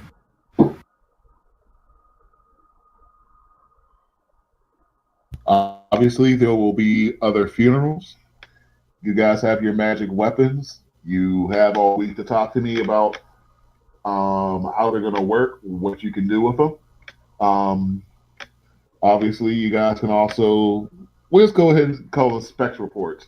If there's something you want specs to work on, we'll see whether or not he and his boys can make it up for you. Can I requisition a shield for my troops? uh, yeah, I thought they wanted. I thought they were using two-handed weapons. No, Warhammer is just one-handed. Oh, yeah, by all means, they can absolutely have shields. Okay. Like, you don't even have to ask specs for that. cool. I think my bards get one class up or something because of level 3, so I have to put that in. I Yeah. forgot to put that in the last Yeah, you one. did ask me for that. Yeah, you asked me for that, and I'll see what we're going to do with your bards. Yeah. I'm thinking that once they get their, oh my gosh, bardic inspirations, that's going to do a little bit of something for them, and you might not be as concerned with their thing. If I give you anything, I'm probably just going to give you to hit, and I'm not going to probably touch the damage. So you know what I mean. I'll make sure that they can hit more often, even if they don't necessarily hit hard. Yeah. But I have to think about what I want to do for them because they miss like all the time. So All the I don't mind time, giving right? +2 to hit. Even with a D20, these guys have not hit. It's like I don't even try anymore. That's how bad it has been with Right. these guys. That's what I'm saying. I might give him I'm probably going to give him a boost to there to hit, and we'll see how that works. See if we can actually let them land some blows. Yeah. We'll also take a look at what college bard they choose, because remember they get to choose a bard college now, Yeah. so that might change things for them as well. We'll test it out. We'll see what works, and we'll make a final decision when we see what kind of works. All right. Cool. X, your boys being level 3, that gives them a school of ranger. Am I right? Yeah. I haven't really done that. All right, take a look at that. See what you want to do. Like I said, we're going to give you some flexibility with a few trick arrows. See what we can do with it. The numbers will always be low. I'm going to figure out what penalty I'll put on the trick arrow. But obviously, the flip side of it will be the power that they can do. Yeah, I'll DMU stuff that I have in mind. So come up with some cool things. You and Specs will keep your heads together. If it sounds like fun and it sounds like it's not going to obliterate the game, I'll probably be able to work with it. Right. Dar? Yeah. Huh. You want to send some things to Specs too. See if there's anything you want for your boys. I have to... Your boys are actually Dar's not Dar. I meant to say Hermeji. I don't know why I said Dar. Hermeji, same thing. Yep. Your boys actually land their hits. Weirdly, they land them when they need to, and they fail when they need to. I don't know where your boys are. Yeah, they're fucked. Like, I don't know how I feel about them, because it seems like they do some amazing things sometimes, but other times they just whiff. Well, I'm hoping with this divine strike or whatever it is from my paladin and the rip post with my fighter is going to improve things. Otherwise, they might have to die, and I might have to pick some other guys. Because these guys are just shitbags so far. The smite's going to be nice.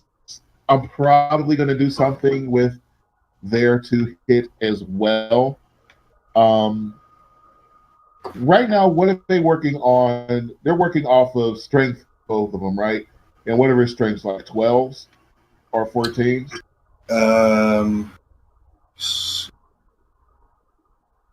14s. All right, so that's +2. That's honestly where I want them to be as far as that's concerned. So I'll probably just give them something on it to hit. Probably give them each, like a magic weapon, which your basic like +1 on it, and we might see if that turns them around. Okay. I'm kind of comfortable doing that, giving them each, one a magical warhammer, one a magical sword.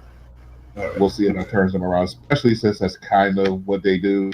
They're not going to have a whole lot of other tricks. Although your paladin already laid hands on somebody, which was nice. Yep. And of course, that smite will be nice too. Your paladin will have to choose a oath, by the way. An oath. Okay, right. I'll have a look at that. Probably vengeance, I would say, but I'll look at it a little more closely. Trust me, vengeance can be really awesome. You've never seen a Nixius, but Onyx is a vengeance paladin, and he's a beast. Yeah. So I'll look at it. Like I said, I looked at it before. I don't really remember what they are, but I think that was the one I picked or decided on. But I won't jump the gun so just yet. All right, so how'd you guys feel about today? I think it was kind of Pretty good. Yeah, I liked it. I like All right, I'm glad to hear the that. statue. I had a lot of fun with that. Yeah, I was giddy on the statue part because I was like, I know they're gonna figure this out, I wonder how fast they're gonna move because as soon as they're literally as soon as I impaled Bordo with the weapons, I already said, okay, if they move these weapons, these spiked shields are coming down. So I was happy that you guys didn't get rid of them before you had a way to get them over to the statue, because I don't know what you would have done if you would have moved them earlier. Yeah. Yeah, my So that initial was thought was that it fortunate. was our weapons, considering that this guy had been watching us all the time. But then I realized, like, okay, if it's not our weapons, then it would be like other weapons that were there. Like, he would not make a lock for a key that he didn't have. Yeah, Right. I was just about to be like, so how does a tiny kobold get past this if we have to do anything really physical, like move the legs with excessive strength? Yeah. Kobolds can't do that. Had to be an easier way. Yeah. Yeah, the only thing about Ignatius is I think he's reached a point now where he's going to be one of those enemies that I don't know if things were falling apart, I would feel comfortable beating him and then like we move on to another adventure because that guy's a fucking prick. Every time I do something with him, I'm like, I want to kick this guy's ass. Yeah.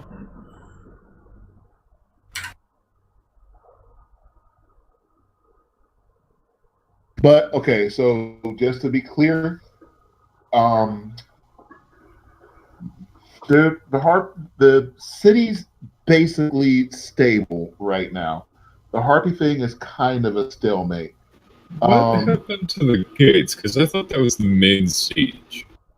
It was those guys that you stuck in the mud. About half of them left when they realized what happened with Kurg. Another half of them are there. So there's Okay. a few of them. So if you wanted to go to the city, you would be able to go through the gates and go into the city and help out with, the rest of the city people there and the things against the harpies. But you also have a situation with the forest. And not only the forest, how it connects to the actual farmland. Because if whatever's bad is going on there could lead to just simply starving the people out.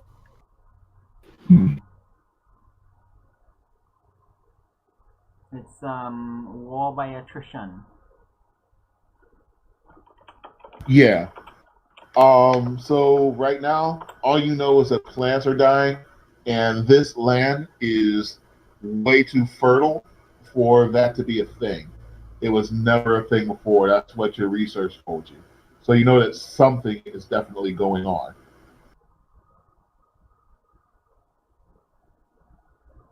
Yeah. Well, I mean, we know yeah, we know things are screwed up because the poison cloud, to begin with, I think it was the first time we made landfall.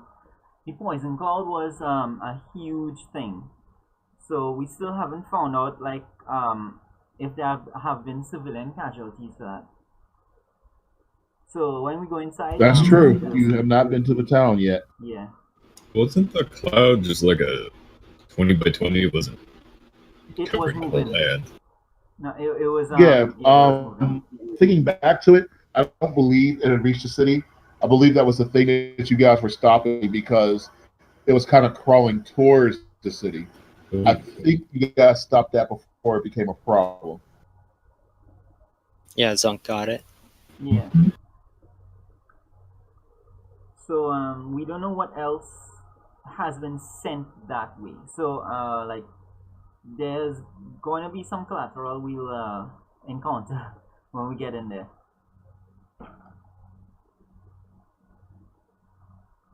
So obviously, I'll let you guys think about whether you want the forest or the city. Obviously, I'll make both of them. I'm thinking that you'll probably end up dealing with both eventually anyway. Um, so yeah, that's what I have to work on is the forest and the city. Hmm. Alright. Yeah. Being a knowledge guy, I'm interested in the secrets of the forest. Wow, I would never expect That's why that. I asked you. I thought you would Oh yeah, protect your the city knowledge to bill is definitely going to be important for the forest. Sorry, can you say that again? Your knowledge bill will definitely come into play regarding the forest. Good. Perfect. yeah. Um, I think I would vote for the city because I'm concerned about the humans there. But we'll see how the team decides because Dara will not split from the team. So yeah, we will have that conversation next session. Actually, that's pretty cool. I like that. I want you guys to keep that in mind. I don't want to know what Zunk or X want to do yet, but the idea that both of our clerics Yeah, feel strongly about the two opposite things, yeah, I definitely want to have that ready to be role played for when we get back into it because I think that'll be really interesting. yeah. Because that was built in. Because I'm a war cleric, and Hermeji is Hermeji. What cleric are you? He's knowledge. All right, so Knowledge. knowledge cleric, and war cleric. So it's like there was bound to be a diversion somewhere. This has been coming. Yeah, I think there will be. Yep. I mean, you're both right. You know, I mean, obviously, I set it up so you're both right. Yeah, One thing means that people are going to starve. One thing means people are dealing with whatever they're dealing with right now. Both ways, if neither one of these situations is taken care of, You said people gonna die? yeah, yeah. Exactly. So it's this is going to be tough. In terms of yeah, we will definitely have to have some role playing happen next session. the toughest part for me today, and I think you guys know this, was when I said that you take your weapons and you slide them in and out back and forth. Yeah. I have no idea how I made it through that. I I was like, oh, okay, I know. Yeah, I think we all started off a little spicy. No. The worst, I think, was when I said, and this is, and Darren, this is your fault. You said Call of Duty, at which point I said, Yeah. yes, this is your Call of Duty, but this is also Modern Warfare. Yeah. And It was myself and X having a text conversation, and it was like when you started describing it, I'll check the recording to make sure, but I knew that I like started withdrawing. It's like okay, oh my god, this is going that way.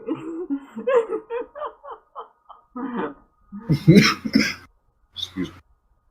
And everybody was just like boys, frozen. It's like, are we doing this? Like, is this the thing now? it happened. All right, boys, this was a lot of fun. Glad we got to do one where we did a little bit of everything. Um, Glad you guys actually got some moments to sit down and talk to each other because I Yeah, was feeling really bad about the fact that you guys have been in dire fights since you landed. I'm glad you got a yeah, chance to breathe and say goodbye to some friends. yeah. I think I kind of liked, the because I don't normally do this. I don't normally look forward to like the bar scenes and staying at the tavern for the night and so on. I don't think that adds to the story. But because we have had such a tough time on the boat, I think it was like a really bright little bit of moment for me, and I think that says a lot for how intense the gameplay was up to this point. Yeah, I felt like you guys needed a break. Even the battle I put you guys into today, those things, yeah, it could hit hard, but I knew their ACs are so low that you guys would win and probably without anybody getting hurt. Um, all I needed you to do was try to, um, make it through the shenanigans. Yeah, And as soon as you did that, that took him out of the battle. and I was really glad you guys at least tried. If you guys would have said "fuck him, let's kill him," I would have like, oh well. Yeah. I did And you saw remember those that four little arrow strikes. That wouldn't have been a good thing. yeah. I did remember that we had I think it was the second session after we faced the Kraken that we really approached Shinapans and appealed to him to help us in terms of securing use of the transport and so on. And then even before that, I saved his life. So it's like within character, Dar would not have attacked Shinapans. Yeah, I'm really glad about that. And you also saw that I didn't leave the plot hole of the doppelgangers gone. Yeah, They F with him and trap him. yeah, And doppelgangers are assholes too. yeah. What happened to Shiny Pants bow after he got transformed? His bow and arrow? Oh, it's not. Yeah, it's a drow bow. Um, I I will do believe consider. Alex asked after it. He did I ask wanted for it. it. The guys are working on the poison. When we're talking about trick arrows, we might see whether or not that pops up again. As it stands right now, X does the most. Am I wrong in thinking that X does, on average, the most damage out of everybody? Yeah. So, I mean, I might give it to him. It would probably do damage that has an effect. I mean, I would probably do a poison that has an effect rather than more straight raw damage, because at some point it's just like X comes out and just tosses damage at people. I Yeah. want them to still be able to have some versatility. You know what I mean? Which is the reason why I'm thinking of a trick arrows, because I mean, granted, a lot of times you need that raw damage, and I'm glad he's able to do it. But also want to make sure he's able to do some other things. I don't want him to be stab guy. You don't want him to be a serial killer. I Well, don't want to be that's stabby kind of where he's McStabby pants. going. Right. I want you to at least you can be stabby McStabby pants, but I want you to have some choices in being stabby McStabby pants.